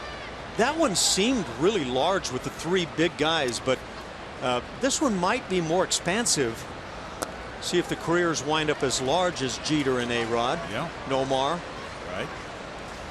2-0. Xander Bogaerts. I love that guy. Yeah, he looks very, very good. Addison Russell of the Cubs, another outstanding young shortstop. Francisco Lindor, 2 balls and a strike, and others. It's just a terrific group.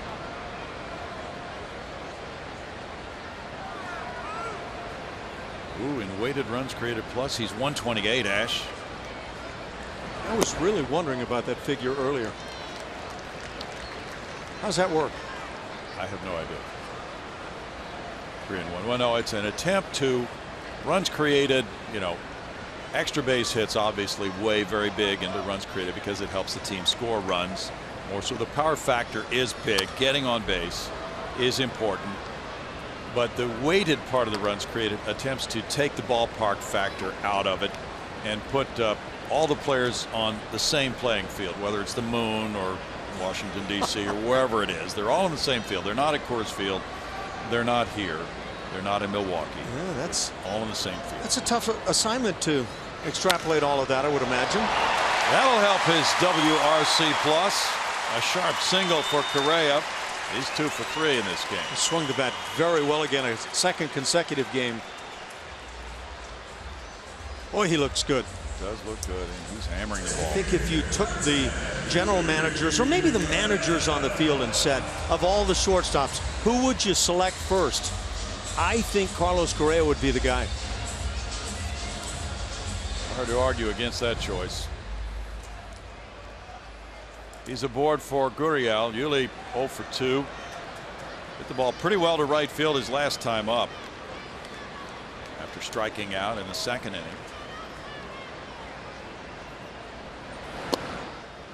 It's in for strike 1. So now one of the questions becomes, what about the staying power of Archer? 88 pitches so far.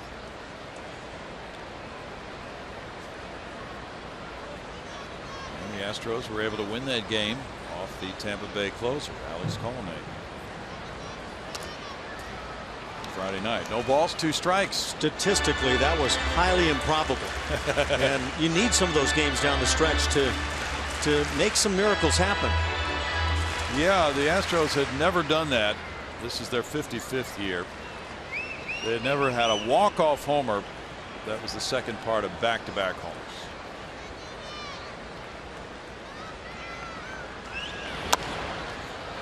Archer goes to first. Correa to 2nd, 1 out. We go to Bart Ennis.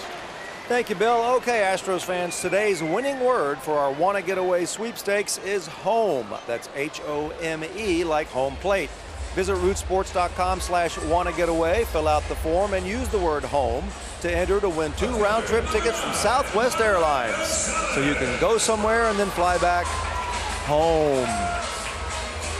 Guys, back to you. Nicely done. Hey, by the way, Bart, it's our final game working with our excellent producer, Perry Furman, today. He's going to go on to other duties at Root Sports, as he always does this time of year. So thanks again to Perry for the games that he's done with us this year. Marwin Gonzalez is 0 for 2. And there's strike 1. He's been doing a lot of Rockets basketball down through the years. The seasons do converge.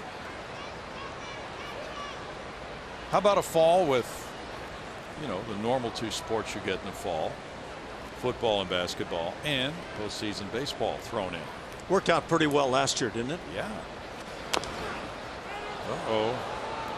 There it is again. You know, this, if it seems that this happens to Marwin or certain guys repeatedly, it's true. Guys that have a certain path on their swing are inclined to do this over and over. And I know I was one of those guys. And this will mess you up for a long time. Ouch. I actually didn't mind the ones on my foot as much as on the shin. Once you start destroying your shin, it doesn't bounce back. But maybe it's the same is true on the foot. Right on the top. Just caves in the foot. Again, think ball peen hammer.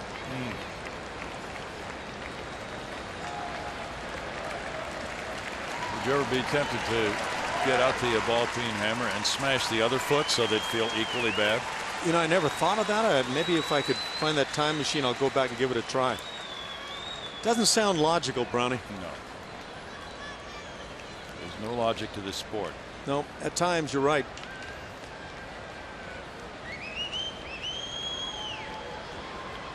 Yeah, we didn't mention Corey Seager, one of the young shortstops. You bet. He is fantastic. Strike three call. And that's out number two. That's the seventh strikeout for Archer. See Marwin say wow, but this was a wow pitch right there. Pretty incredulous for Marwin, but pretty incredible for Archer. Home plate umpire Nick Lentz goes back to work now with A.J. Reed in the box. Reed struck out looking and he walked. Strike one on the slider. We're getting a taste of Chris Archer today and why he's able to strike out over 10.5 men per 9 innings on the year, leading the league. Last year he was 12-13 with a 3.23 ERA. 1-1. He did not give up a hit in the first 3 innings. He only had 1 base runner on a hit batsman, Jake Marisnick. And then in the 4th inning, Altuve hit a 2-run homer after a walk to Bregman. The Astros got another run on a Castro single. They're trying to make him work for this now. 2 balls and a strike. Reed trying to chime in with a big delivery here with Correa in scoring position and 2 outs. Rays have the edge in hits 7-4. The Astros have 2 errors.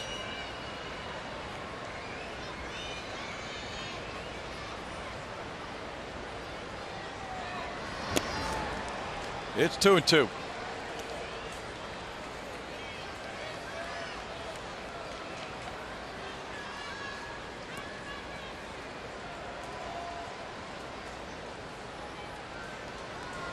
Got a question, Bronny. When did they start the 20-second clock on the pitchers in AAA? Hasn't that already started? Yeah.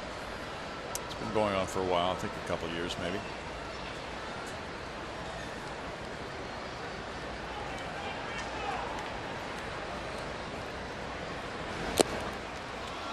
Foul tip strikeout. That's number 8 for Archer. We go to the 7th inning. 4-3 Rays.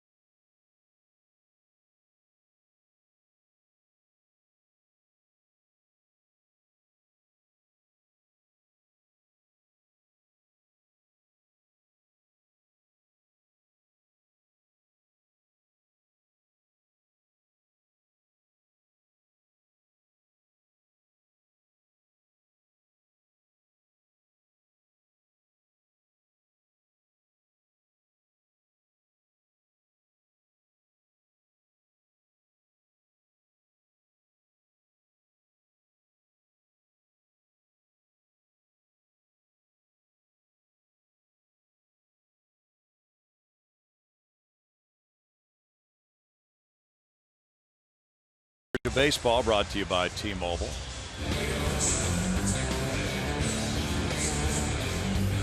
Well, Oakland is coming up against Houston starting tomorrow night, and the Astros are 7-6 against the Athletics, who have played them tough this year, Ash.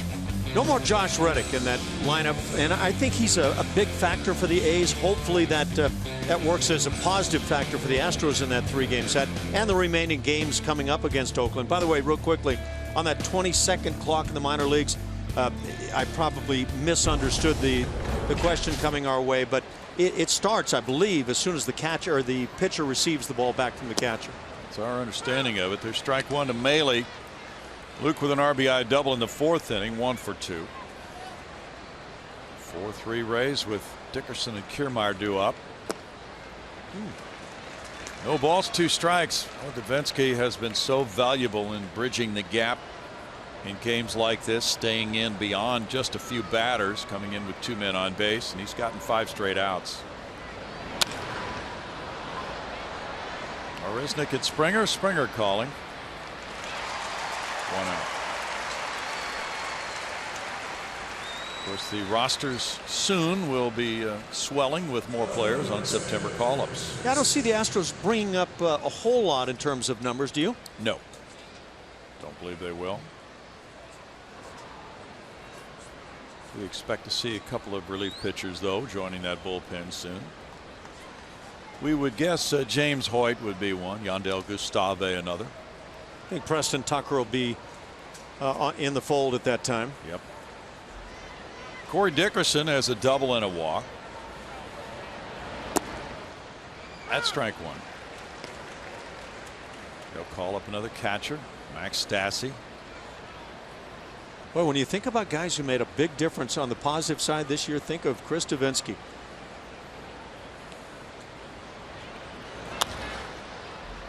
In the air, and now the left fielder moves over for it. Marwin Gonzalez with the catch. 2 outs. Yeah, Devo has been so important to this club. Well, his ability to start games, pitch to 1 or 2 batters, go long relief has not been underemphasized at all.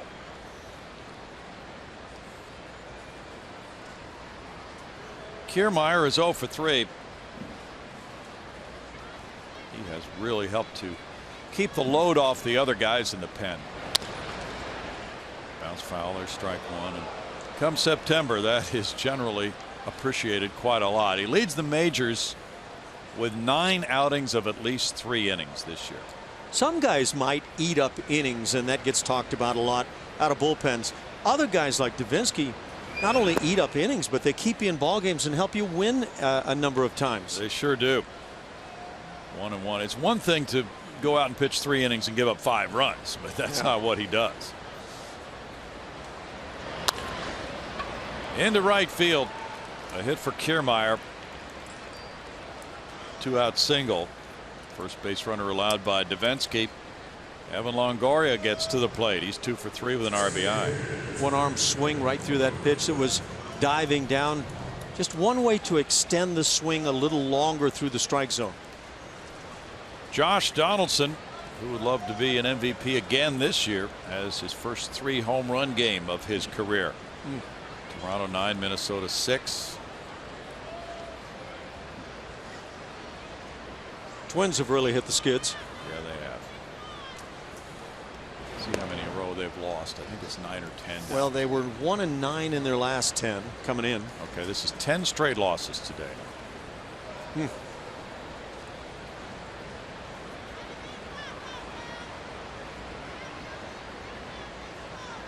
So that is a final. Toronto wins. It stays in the lead in the East. Another throw to first. Well, Donaldson is certainly not out of the mix for the MVP award in the American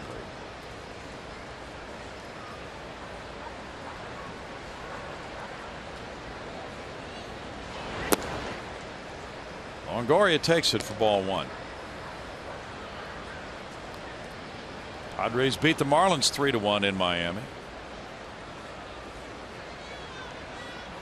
Scott Feldman was the winner in that Blue Jay 9-6 conquest of Minnesota.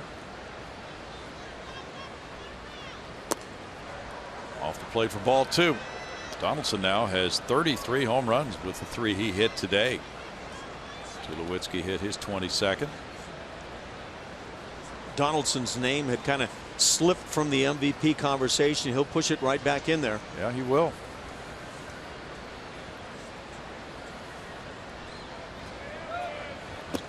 Runner going. Here's the throw, and not in time to get him. Pitch was a strike to Longoria. A steal for Kiermaier, his 13th in 15 tries.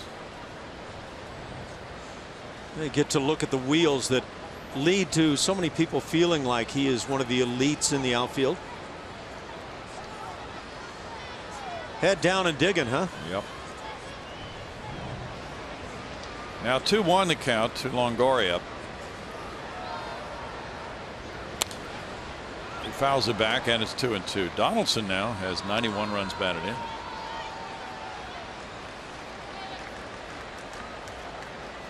Baltimore shut out the Yankees 5-0.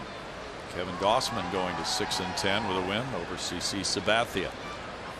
Speaking of ribbies coming into play today, Nolan Arenado 108 in the National League. Yeah. And how about DJ LeMahieu? He's been leading the National League in batting average. He's gone over Daniel Murphy, who had been in the lead all season long. 3-2 now to Longoria.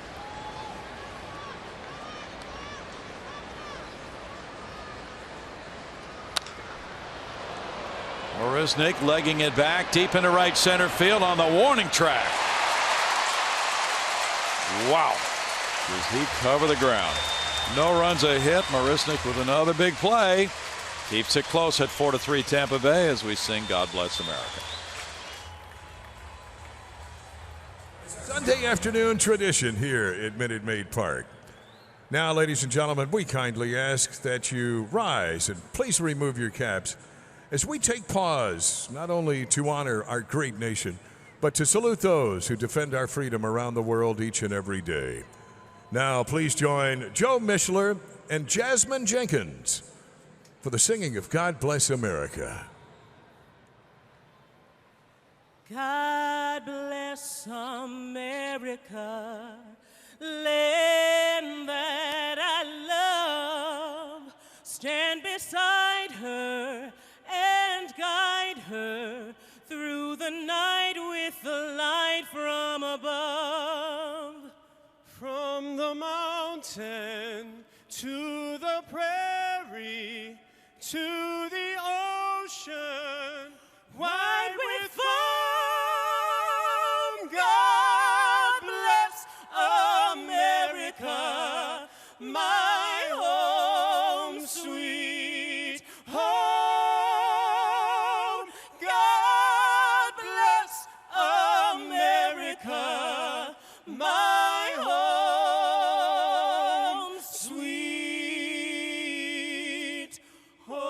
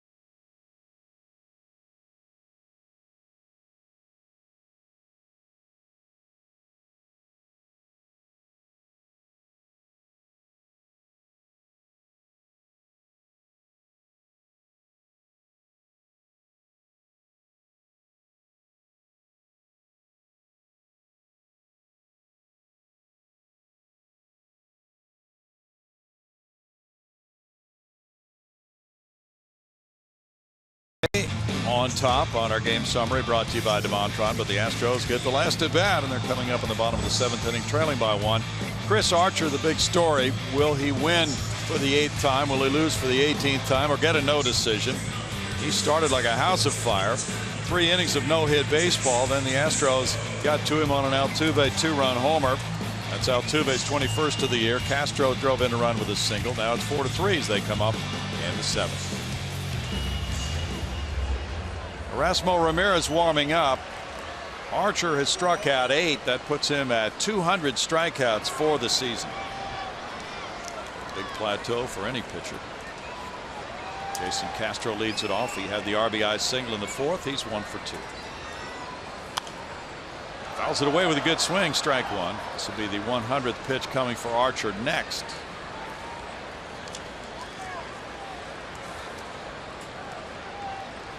Rays made a move with their roster after last night. They optioned Mikey Matuk to AAA Durham, and they recalled a right-handed pitcher, Steve Jeltz, goes into their bullpen. Well, we said Mikey likes everything. I don't think he liked that one. No, Mikey doesn't like Durham. They say it's a nice place in late August, Ash. Yeah, you just boy, it hurts. And he came up with a big home run a couple of games back. He did. 1-2, tough time of year, but you figure he's going to be back September 1st, right? From the little bit we saw him, looks like a big league ball player to me. Orbit getting him right.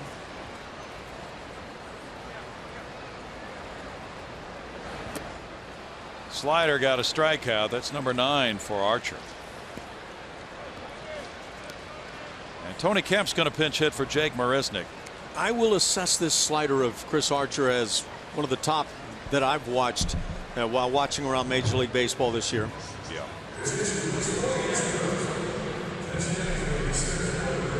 Now Kemp. Tony's hitting .237. He has 76 at bats. No homers, 4 runs batted in. Pinch hitting 1 for 7 with an RBI, 4 strikeouts. George Springer's on deck. Third baseman Beckham creeps in, as does first baseman Miller. And it's ball 1 to Kemp.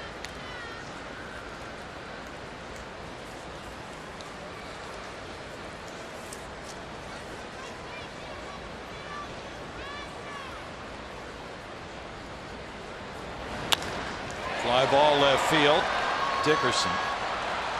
2 outs.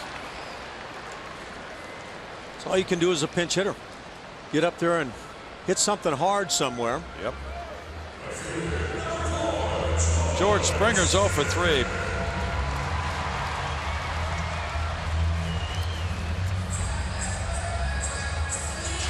This is the 2nd consecutive 200 strikeout season for Archer.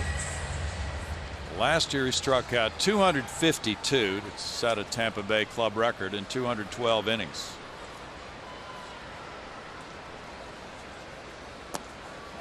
It's ball 1. What an impressive family, the George Springer clan. Yeah. Long-time involvement in Little League.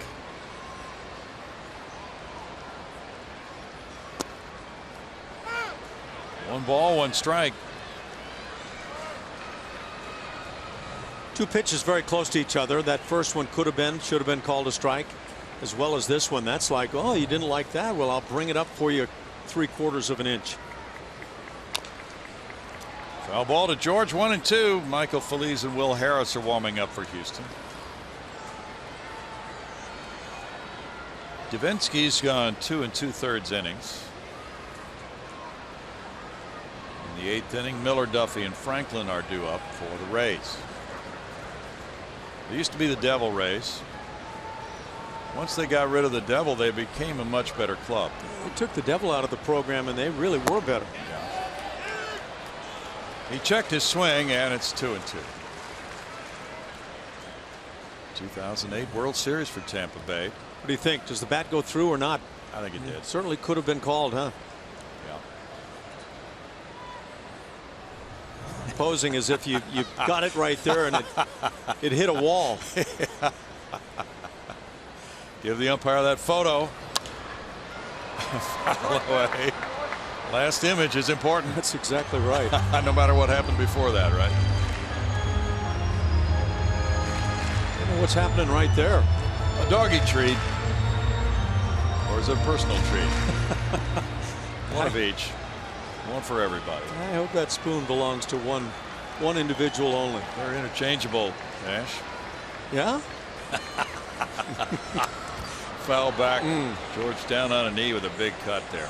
Right back up to 97 on that attempted put away fastball. George getting a piece. That's full effort on both parts here. You bet. Look at that swing.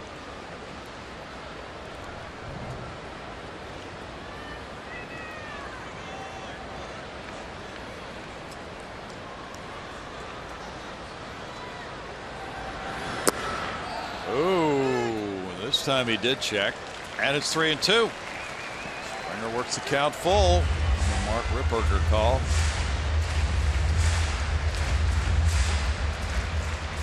See, even there it gets really close. Yeah. Usually that bat goes further than you perceive from head on.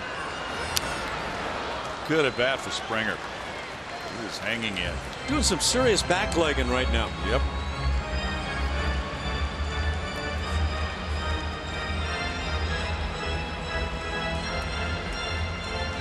Archer brought a career ERA against Houston of 1.31 into this game for 6 starts.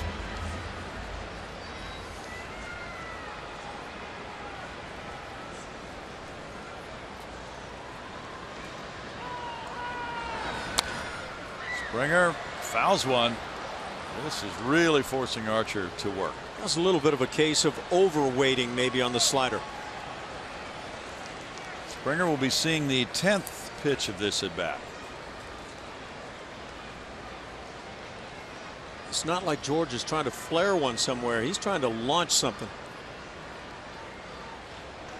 Alex Bregman's on deck.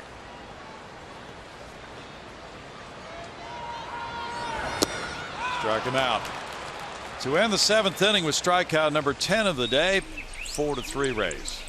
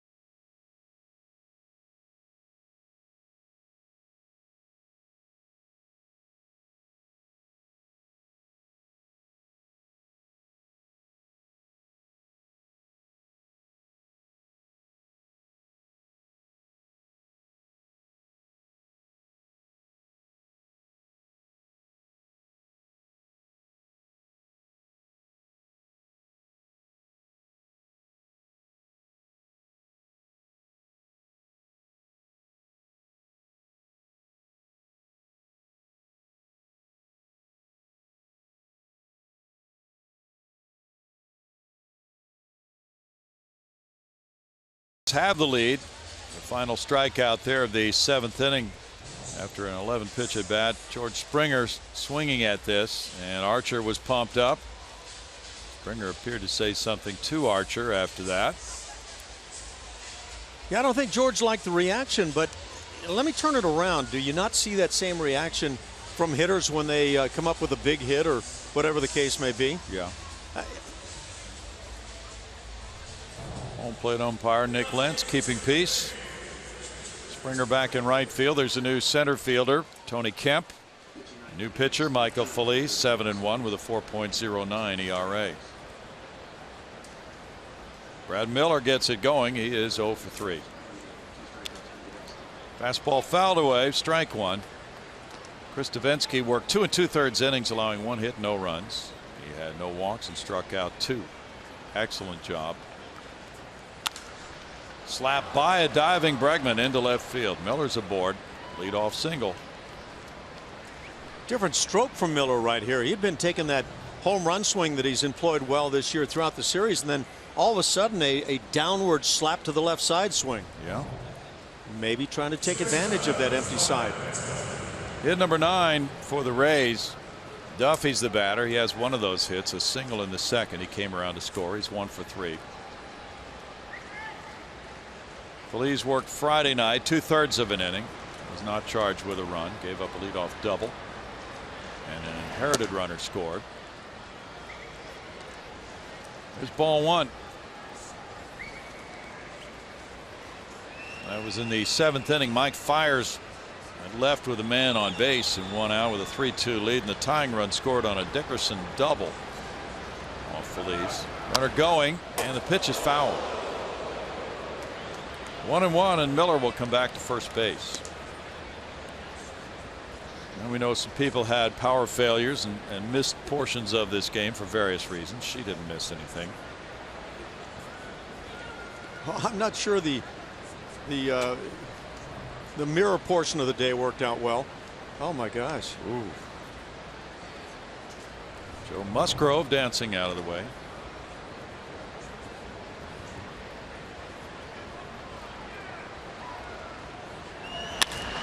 That's a shot to left field. And it's a 2-run homer. 6-3. Duffy hits his first as a Ray. Tampa Bay leads by 3 now.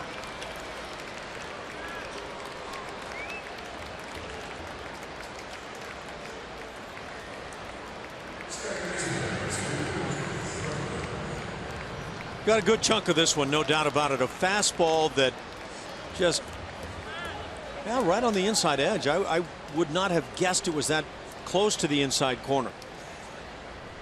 That's a pitch, if you're looking dead red and trying to get the head out, you can handle. Strike one. Duffy had hit 4 home runs while with the Giants. Now his first as a Ray, number 5 of the year overall. Makes it a 3-run advantage. Franklin is 2 for 3. He gets it in the air. Marwin Gonzalez in left field. 1 out for Phillies. We go to Bart Ennis. Thank you, Bill. Hey, fans, come celebrate your birthday the Astros way. Surround yourself with the excitement of cheering on the Houston Astros while throwing a birthday party here at Minute Maid Park. For more information, go to Astros.com, or you can call 713-259-8996. Guys. Thanks, Bart. Now we get a pinch hitter, Logan Morrison. No, Steven Souza. Thought we saw Logan Morrison on deck, but apparently not. So Souza is at the plate. He lines, and it's caught by Bregman.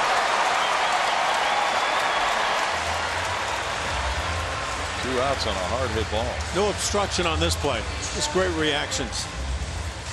We've seen him make another version of this same play.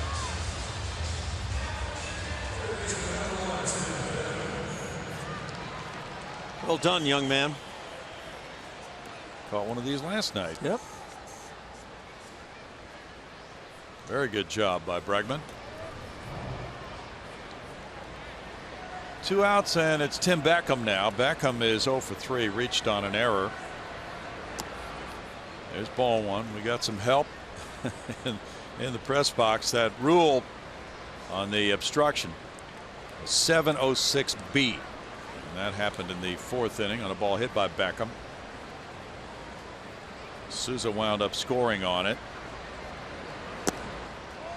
There's a ball, and it's 2-0. So it's not one of those contingency plays that I gather, where you enable the play to play out, and then if the Rays wanted to challenge it, then they'd go to that direction. It says if no play is being made on the obstructed runner, who was Souza, because Bregman got in his way and they ran into each other. in case you missed the play. The play shall proceed until no further action is possible. The umpire shall then call time and impose such penalties, if any, as in his judgment will nullify the act of obstruction. Okay, so they allowed the play to go on. Right. Runner was called safe at the plate. Yes. And in my estimation of that rule, you wouldn't need to enforce the obstruction. Does that sound right or no? You might be right in that sense. Yeah. Altuve has to track this one a long way. Tried to barehand it, couldn't do it. He was in the shift and had a long way to come. Couldn't make the barehand pickup on Beckham, who gets a single. Altuve does everything right, but I think he could have utilized the glove on this play. Yep. Looked like he might have been second guessing himself with his reaction there, or maybe just that he thought he should have made the barehand play. So that's a third hit of the inning. Beckham is aboard for Melee. Luke had the RBI double in the fourth inning. So now Brent Strom will go to the mound. Let's look back. You might have missed this play in the fourth inning. Souza runs into Bregman, who gets in his way. So at that point, it's obstruction. He keeps running. You see the umpire at third pointing. He makes the call there, allows the play to proceed. Safe is the call at the plate by Nick Lentz, but he's pointing back to the umpire at third, who had called the interference on Bregman.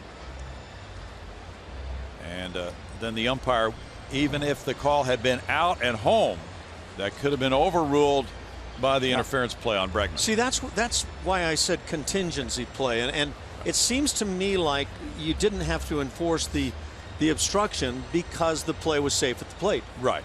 So therefore, I'm curious about the second error, but. Oh, okay. Yeah, so there were two errors charged. One because Bregman did not pick up the ground ball, the other because the runner ran into him. He was in the runner's way, so he got two errors on that play. Luke Melee is 1 for 3 in RBI double, and it's ball one. You know, we were talking about that earlier, but in baseball you can go years without seeing a play like that at the major league level. It's just crazy. I don't know if I've seen that exact play, but it's been a while.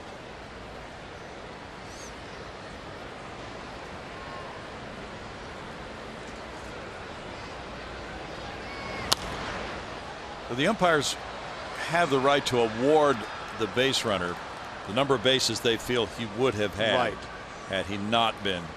So if that obstruction had caused Souza to stop at third base, the umpires could have determined, we're going to send you to home plate. You will score on this play because of obstruction. I would understand the second error. Yes. Right now, I'm still a bit in the dark. Okay.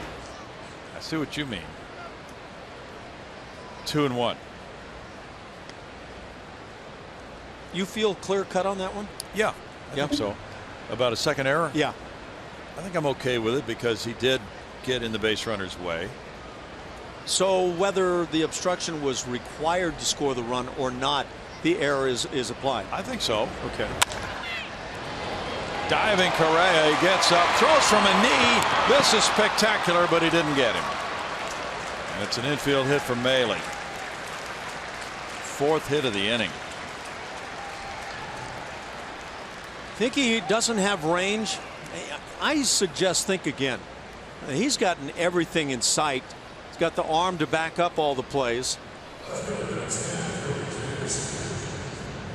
To me, that's as good as it gets at shortstop. Excellent. A.J. Hinch is coming out. Phillies has gotten rocked in this inning. That line drive by Souza was a hard hit ball. It was caught for one of the 2 outs he's gotten. That's it for Phillies. And here in the 8th inning, it's 6-3 Tampa Bay. Back in a moment.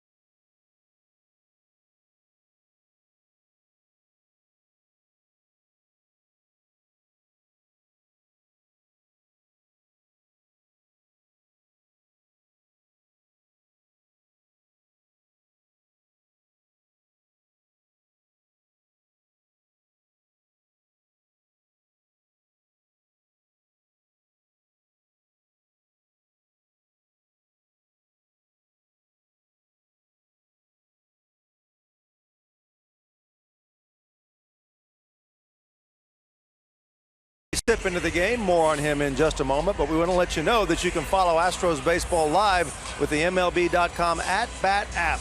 Stay up to the moment at any moment with Game Day, live game video highlights, StatCast, news, and more. Keep an eye on box scores and highlights even while you're at the game. Download MLB.com @BAT, the #1 app for live baseball on your phone and tablet. Bill, back to you. Thank you, Bart. Tony Sipp in the game now. Pitcher number 4 for the Astros, 1-2 with a 5.35 ERA. Alarming, both lefties and righties hitting over 300 against him. Not the same kind of numbers he had put up the previous 2 years.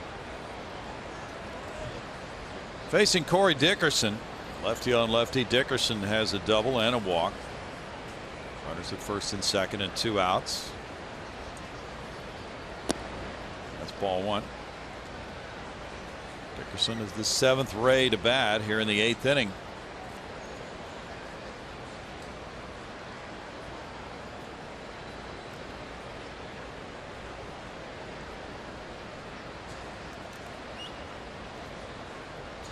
Tony Kemp in center field is well over to left center. Dickerson has hit the ball twice to left field in this game.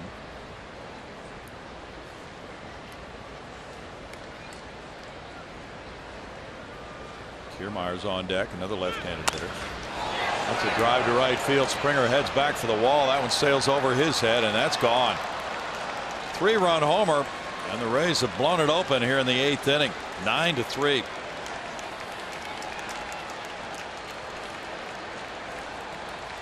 Tony Sipp has just given up his 12th home run in 34 2/3 innings. And again, it's been lefties and righties all have offended pretty equally against Tony. It's 18 homers for Dickerson, 52 runs batted in.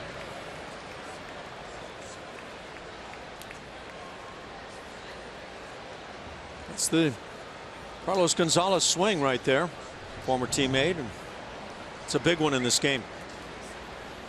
Kiermaier is 1 for 4. Infield shifts around. Correa moving over to the first base side at second. Ball 1 for Sipp.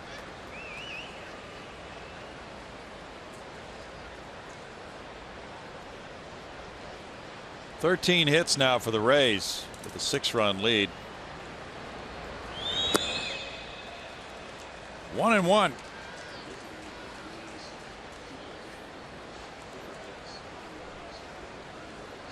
Phillies at 2/3 of an inning allowed 4 hits, 4 runs, with no walks, no strikeouts.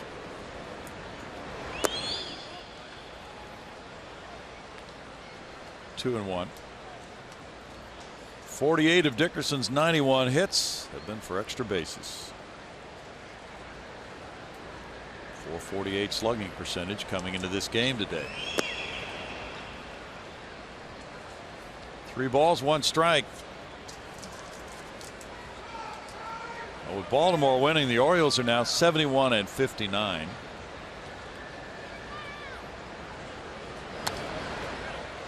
Foul ball back, makes it a full count now on Kiermaier. Boston with 72 wins plays tonight against Kansas City at Fenway Park. Toronto has already won.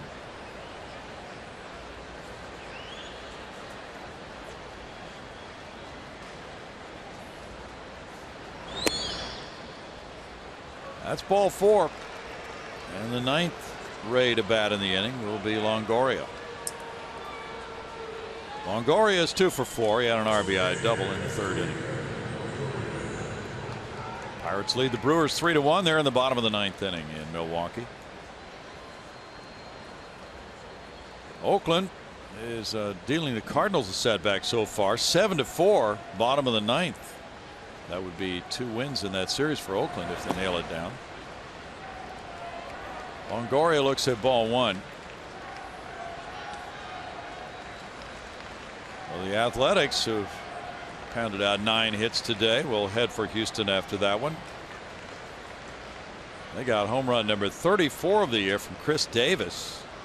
Number 11 from Stephen Vogt.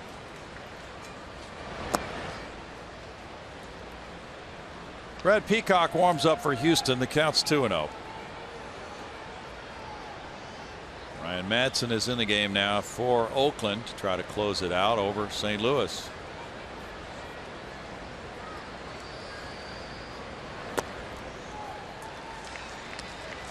Two balls, one strike to Longoria. Rangers lead the Indians 2-1. They're in the top of the 6th inning at Texas. Well, they got Derek Holland back in their rotation. That's hooked past the diving Bregman, foul ball. 2 balls, 2 strikes. Now, Holland is stretching it out. He's still in the game in the 6th inning for Texas. He just came back off the disabled list.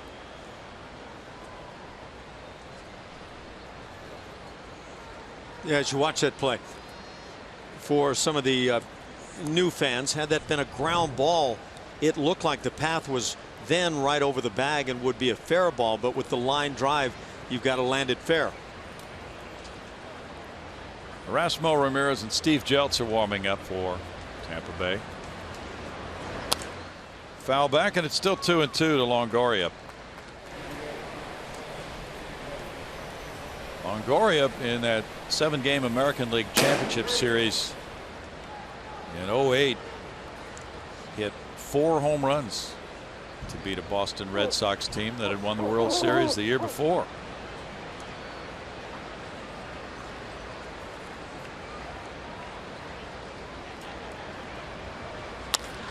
He lines this one to left field. That's in for a hit. Marr went over to play it on a hop, and the runner is stopped at second base.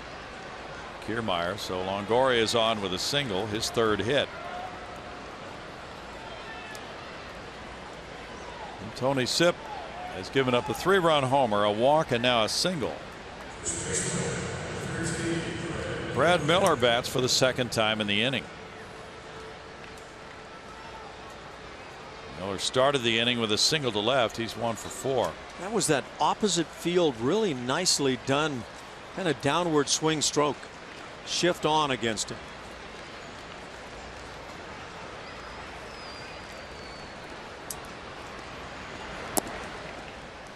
That's ball 1. The appeal went down to 3rd. Kerwin Danley with the call. Coming into this game, the Astros bullpen had the 2nd lowest ERA in the American League, 3.38.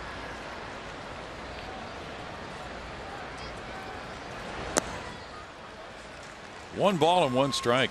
Well, the numbers were really good on walks to strikeouts too. Prior to this game, the Astros relievers had walked 99 and had struck out 469.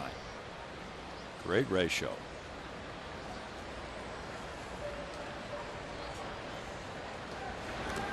In the dirt.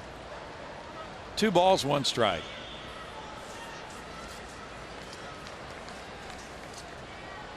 Tomorrow night, Joe Musgrove and Sean Manaea will get it started at 7:10 as game 1 of the 3-game Oakland series comes your way from Minute Maid Park. 6:30 for Astros pregame tomorrow night. Julia's going to be back tomorrow night. Blummer's coming in. Ground ball back to Sipp. He tosses to first base. And that'll do it in the 8th inning as 10 men parade to the plate for Tampa Bay. 5 of them score. It's 9-3.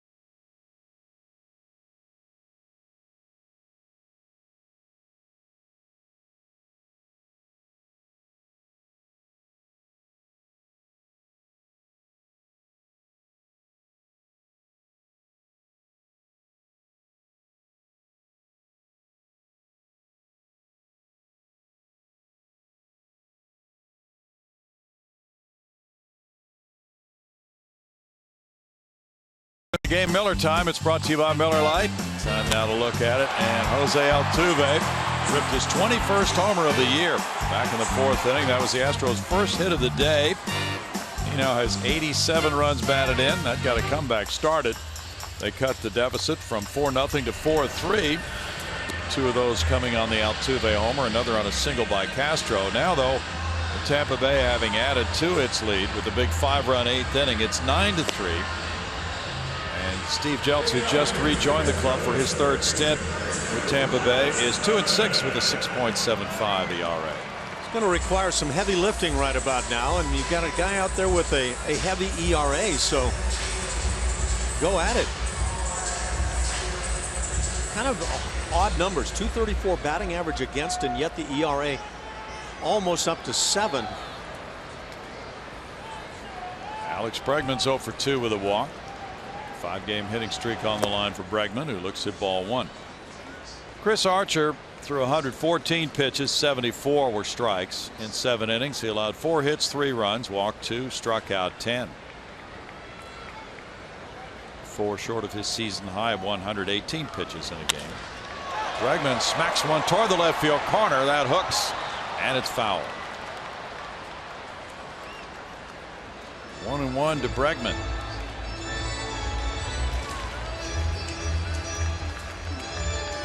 Get that head out, it puts the hook on the ball. If you could just take the dimples off that thing, it wouldn't be able to hook like that, right? Yeah. 37,484 for Bark in the Park Day.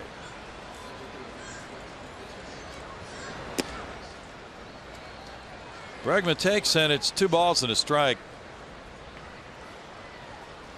Jeltz, 28 years old, from New York.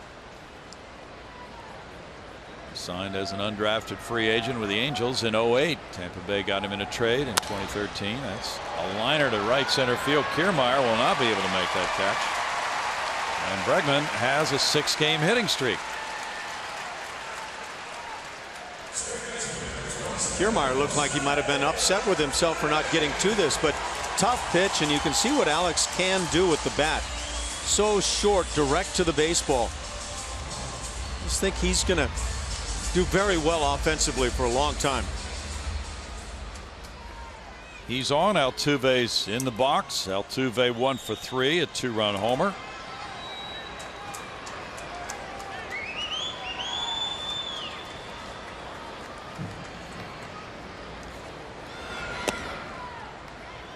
Altuve looks at ball 1.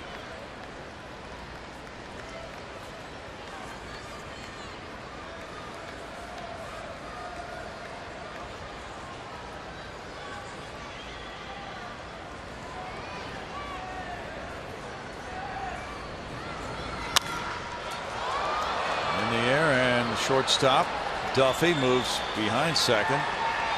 Been weaving all over the place. 1 out.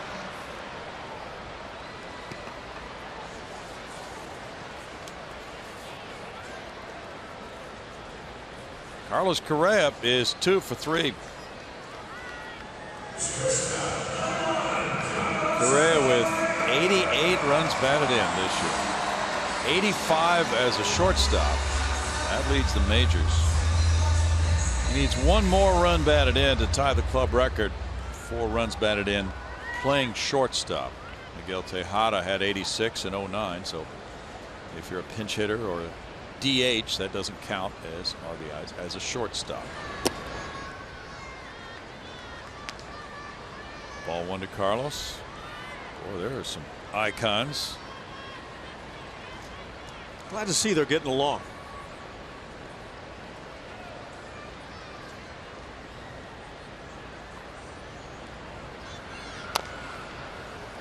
Tapper goes foul, and it's 1-1. Giants lead the Braves 2-1 at the end of 3 in the City by the Bay. Madison Bumgarner on the mound for the Giants. Giants and Dodgers have quite a battle going. The Dodgers lead the Giants by 2 in the NL West. Rangers 2, Indians 1, bottom of the 6th in Texas.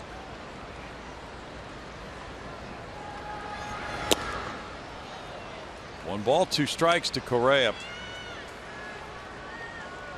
Cubs and Dodgers are scoreless. They're in the bottom of the 3rd now.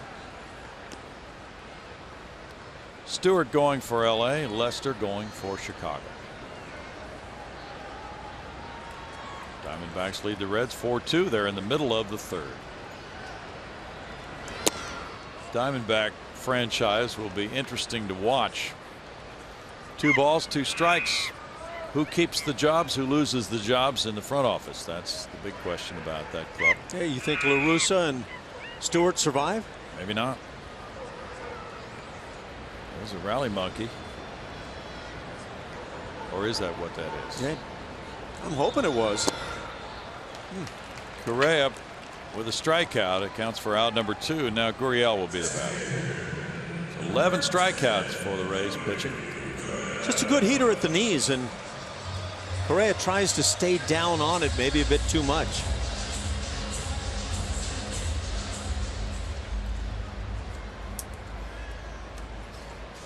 Gurriel is 0 for 3.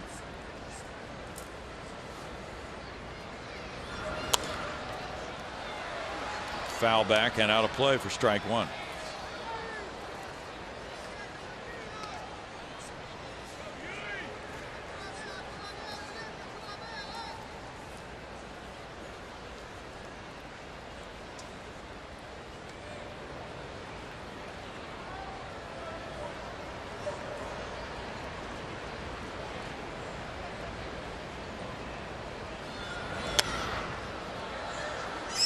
No balls, 2 strikes. Smacked into something above us. It was almost your souvenir. Oh boy.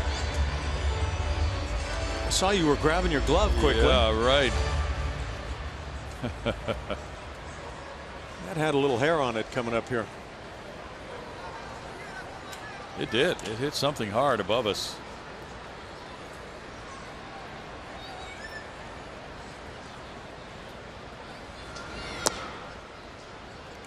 One and 2.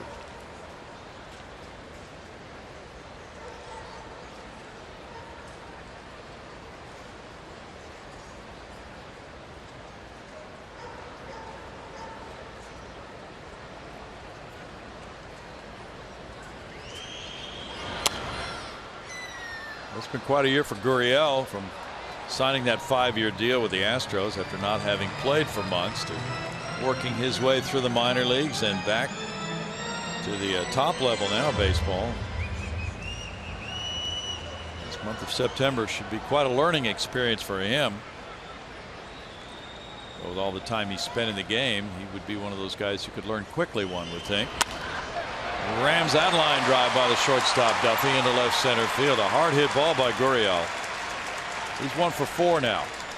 Yeah, what I think everybody with the Astros are hoping is that he learns what it's like to win in the big leagues. He can swing the stick. It's a gorgeous stroke. And he hangs it out. If the Astros offense is to be big, I would say this guy has to be a big part of it. Yeah, that would be the conventional thinking. Bregman at second, 2 singles in the inning. Marwin Gonzalez is 0 for 3. A.J. Reed's on deck.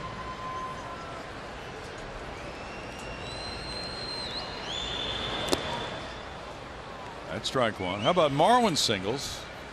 Bases are loaded. A.J. Reed hits a grand slam. I like your scenarios. 9-7 game in the 8th.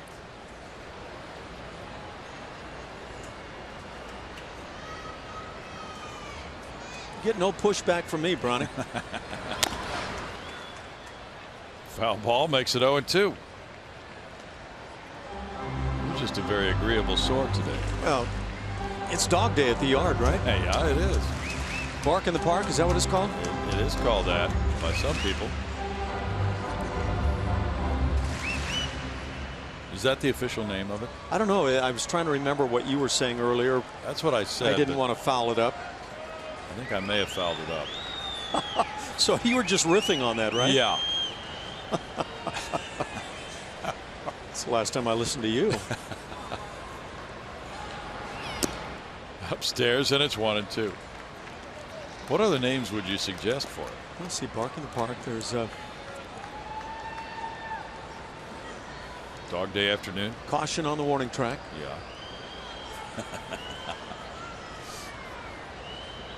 Exercise your scooper day. 2 balls and 2 strikes.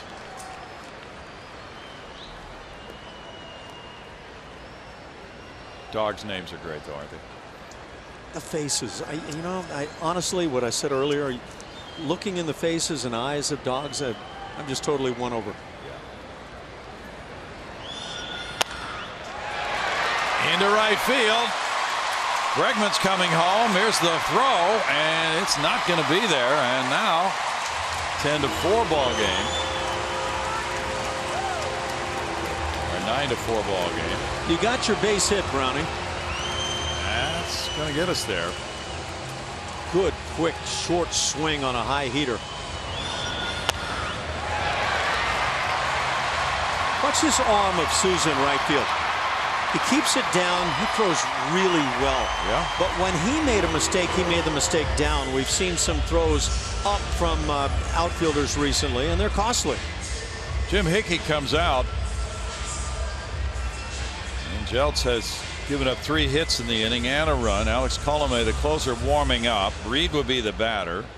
The RBI was the 35th of the year from Marwin Gonzalez. Now a 5-run lead. So Marwin keeps the line moving, and Reed and then Castro would be hoping to have an at bat here. The Rays are trying to avoid bringing their closer in the 8th inning.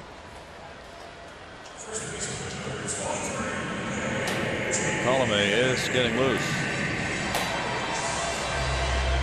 Well, we made mention of the Jeltz ERA at 6.75 coming in, and I guess that's where you try to make hay a little bit. It's Astros Dog Day at Minute Maid Park, Ash. That's the official. Yeah. According to Mary Finger, anyway. That's strike 1.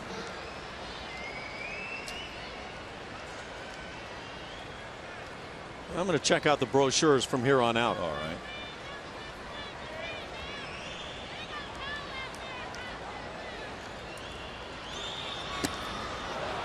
Oh, and 2.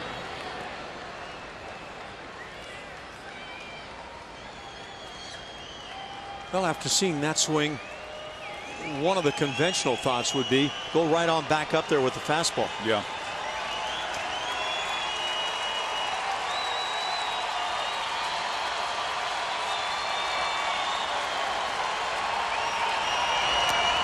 This one sails over the catcher Melee, and the runners advance. Well, he went back up there too high. Yeah, they went with conventional thinking. They just didn't provide a little step ladder for their catcher. Wild pitch.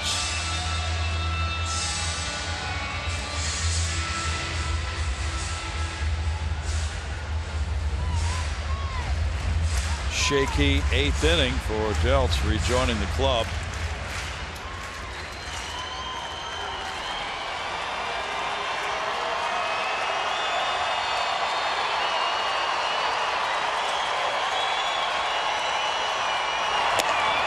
Struck him out. In the 8th, the Astros get a run on 3 hits. They strand 2, and it's 9-4 Tampa Bay.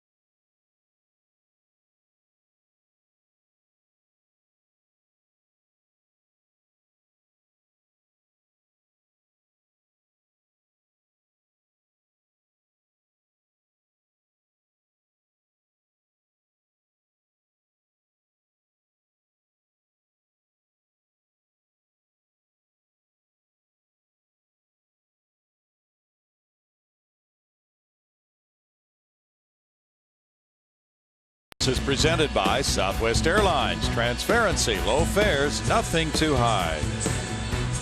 And by Toyota. Let's go places. We go to the ninth inning. It's 9-4. Tampa Bay leading it. They've out-hit the Astros 14-7. By the way, that's the kind of enthusiasm we're encouraging. Yeah, we are. Now Brad Peacock has come out to work the ninth inning. Peacock has completed his warm-up tosses. He'll go up against the Rays with Duffy to lead it off. Brad has a 4.5 ERA for 3 games. He's got to find a way to stay healthy if he's going to survive full seasons in the big leagues. Tony Sipp in 1/3 of an inning allowed 2 hits, 1 run, 1 walk, no strikeouts. Duffy fouls it for strike 1.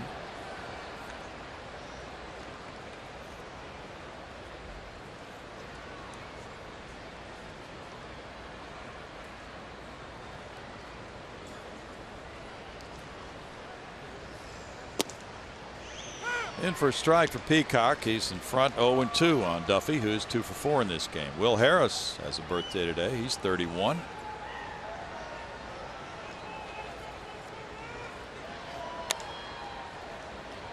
Fouled away, and it remains no balls, 2 strikes.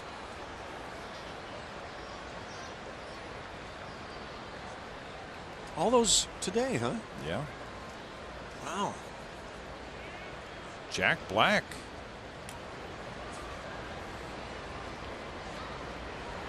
Louisiana Lightning in there. Yeah. Kemp in center. 1 down for Peacock. And Nick Franklin will be next. Franklin's 2 for 4. Henny Romero warming up for Tampa Bay. Maine Endwell of New York defeated South Korea 2-1 to win the 2016 Little League World Series. That's the first team from the USA to win the Little League World Series since 2011.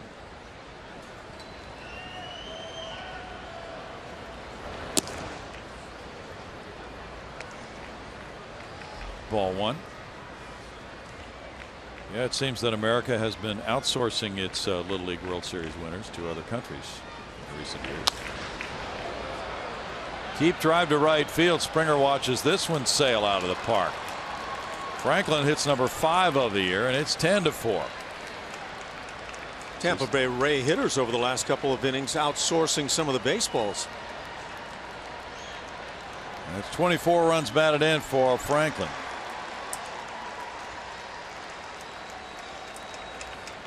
That's 3 homers in the 8th and 9th innings for the Rays.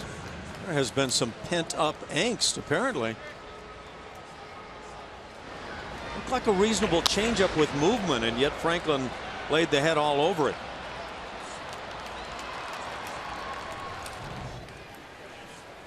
Steven Souza Jr. is hitless today. But he has an RBI, and he has scored a run. There's strike 1 to him. That winning team from the Little League World Series is from New York, near Binghamton, an hour south of Syracuse. Foul back, and it's 0-2. Well, good for the fellow countryman. Yeah. Great thrill for those kids. They beat that Korean team. They were really good. Did you see the Koreans? I did get to see them play a bit, and boy, they play the game right. In for a strike. 1-2 for Peacock. Tim Beckham is on deck. 15 hits for the Rays, 7 for the Astros. The Astros will have Castro, Kemp, and Springer due up in the 9th. Peacock gets a punch out. 2 outs, and now Beckham. Beckham is 1 for 4. He scored 2 runs in this game. Rangers still lead 2-1 over the Indians. They're in the middle of the 7th inning.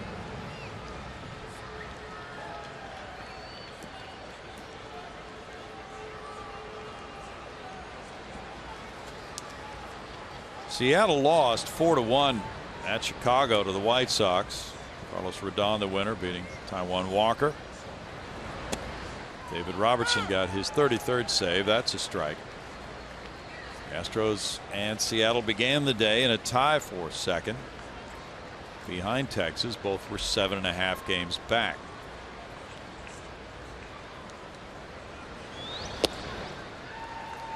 Peacock dropping down a little bit more than you remember. He certainly did on that slider. Yeah, now he's got to find a sweet spot where he can throw the fastball and slider from that same slot. I mean, you can occasionally do that and get away with it, but you can't just telegraph slider every time because he drops down. Still 0-2 for Brad.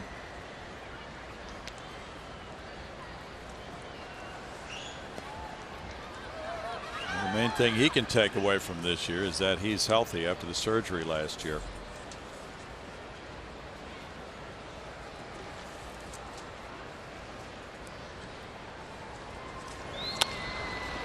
Over the left side, Bregman on to Reed, and the home run by Franklin gives an additional lead of 10-4 to the Rays going to the bottom of the ninth.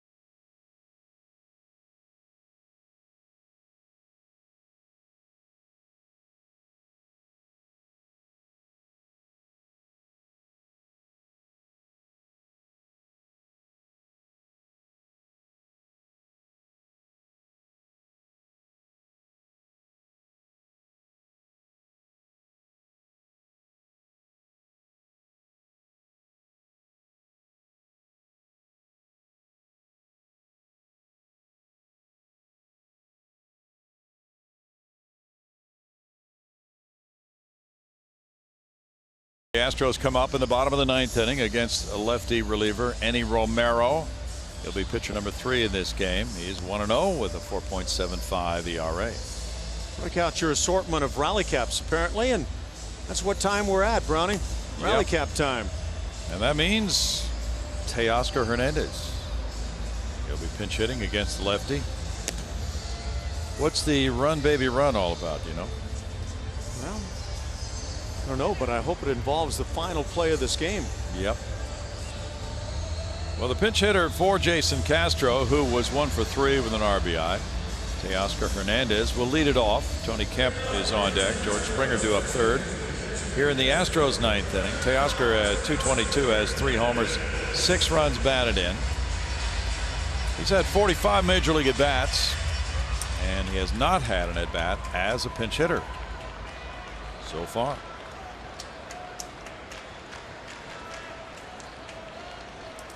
Enny Romero pitched a hitless inning last night. There's ball 1. He had a walk and struck out 3 in the 8th inning last night. 6-run lead, not a safe situation for Romero, but earlier Colomé, the closer, was warming up when the score was closer. It's 2 balls, no strikes. Steve Jeltz in 1 inning allowed 3 hits and a run, had no walks and struck out 2. 12 strikeouts for Tampa Bay pitchers today. Now it's 3-0. And with Romero comes some control issue. He has walked 22 in 36 innings. He's given up 32 hits. That's called strike 1. Teoscar got a workout in left field, as well as Gurriel before this game. Yasky also was out there taking balls in left. That's a leadoff walk by the pinch hitter, Hernandez. Freebies are accepted. You bet. That's a gift. Tony Kemp, in his first at bat of the day, fly to left in the 7th inning.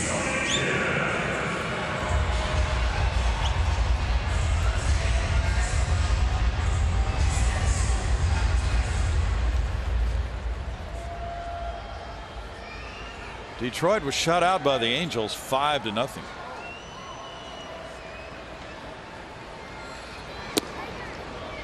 In tight, there's ball 1. Is that the dealings of a Matt Shoemaker?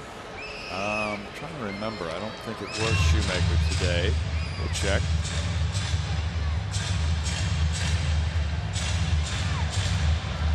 He's checking.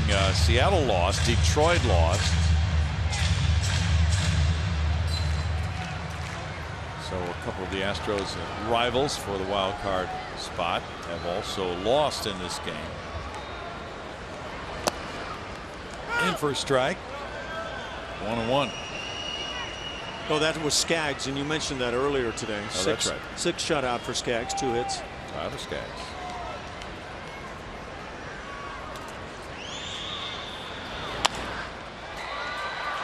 The left fielder goes back a few steps. Dickerson. 1 down. Hernandez back to first base, and George Springer to the plate. George is 0 for 4. Erasmo Ramirez warming up again.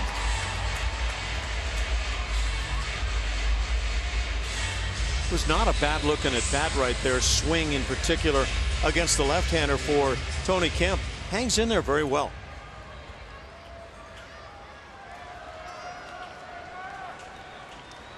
Alex Bregman's on deck. Ground ball to third. Beckham to second. Oh, it's dropped. Hernandez will get to third base on the error. Nick Franklin just dropped the throw from Beckham.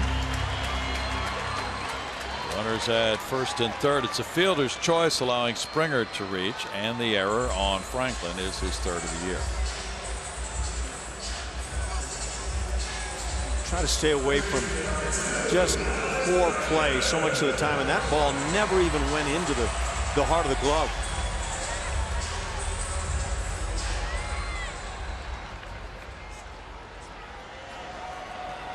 Good throw from Beckham. The whole thing, but the whiff. Bregman grounds one foul. Gary Pettis skips out of the way. Strike 1 to Bregman. Bregman has scored 2 runs. He has a walk and a single. 1 for 3. And he would love to make it a lot more interesting here. The Astros down by 6. Jose Altuve's on deck.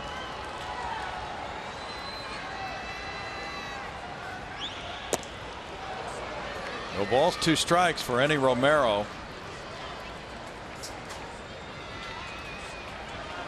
In Oakland's 7-4 win at St. Louis, Andrew Triggs got the victory, his first. He beat Jaime Garcia, who goes to 10-10. Ryan Madsen got his 27th save. Bregman looks at ball 1. It's 1-2 to Alex.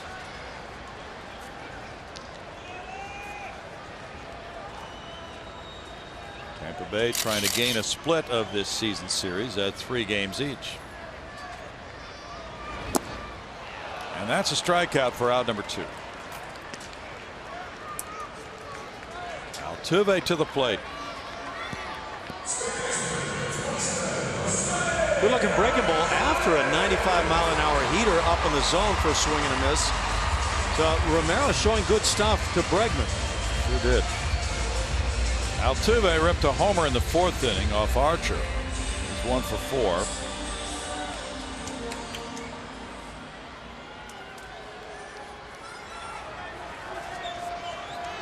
Astros down to their final out in this game. Correa on deck.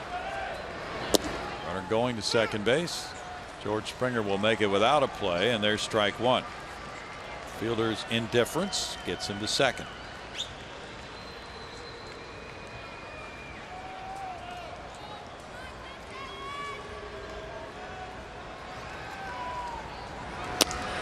Altuve takes it. 1-1 to Jose. Some gas here in the ninth inning. 97. Yeah. It's inconsistent gas. Seems to be, but he looks like he can be effective at times.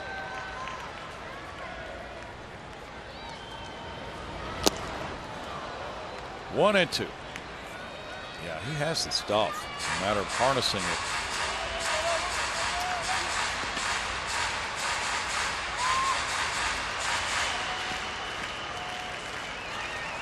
Ivan Nova won again. Pirates 3, Brewers 1. Nova's an 11-game winner. Gets well against the Astros in Pittsburgh.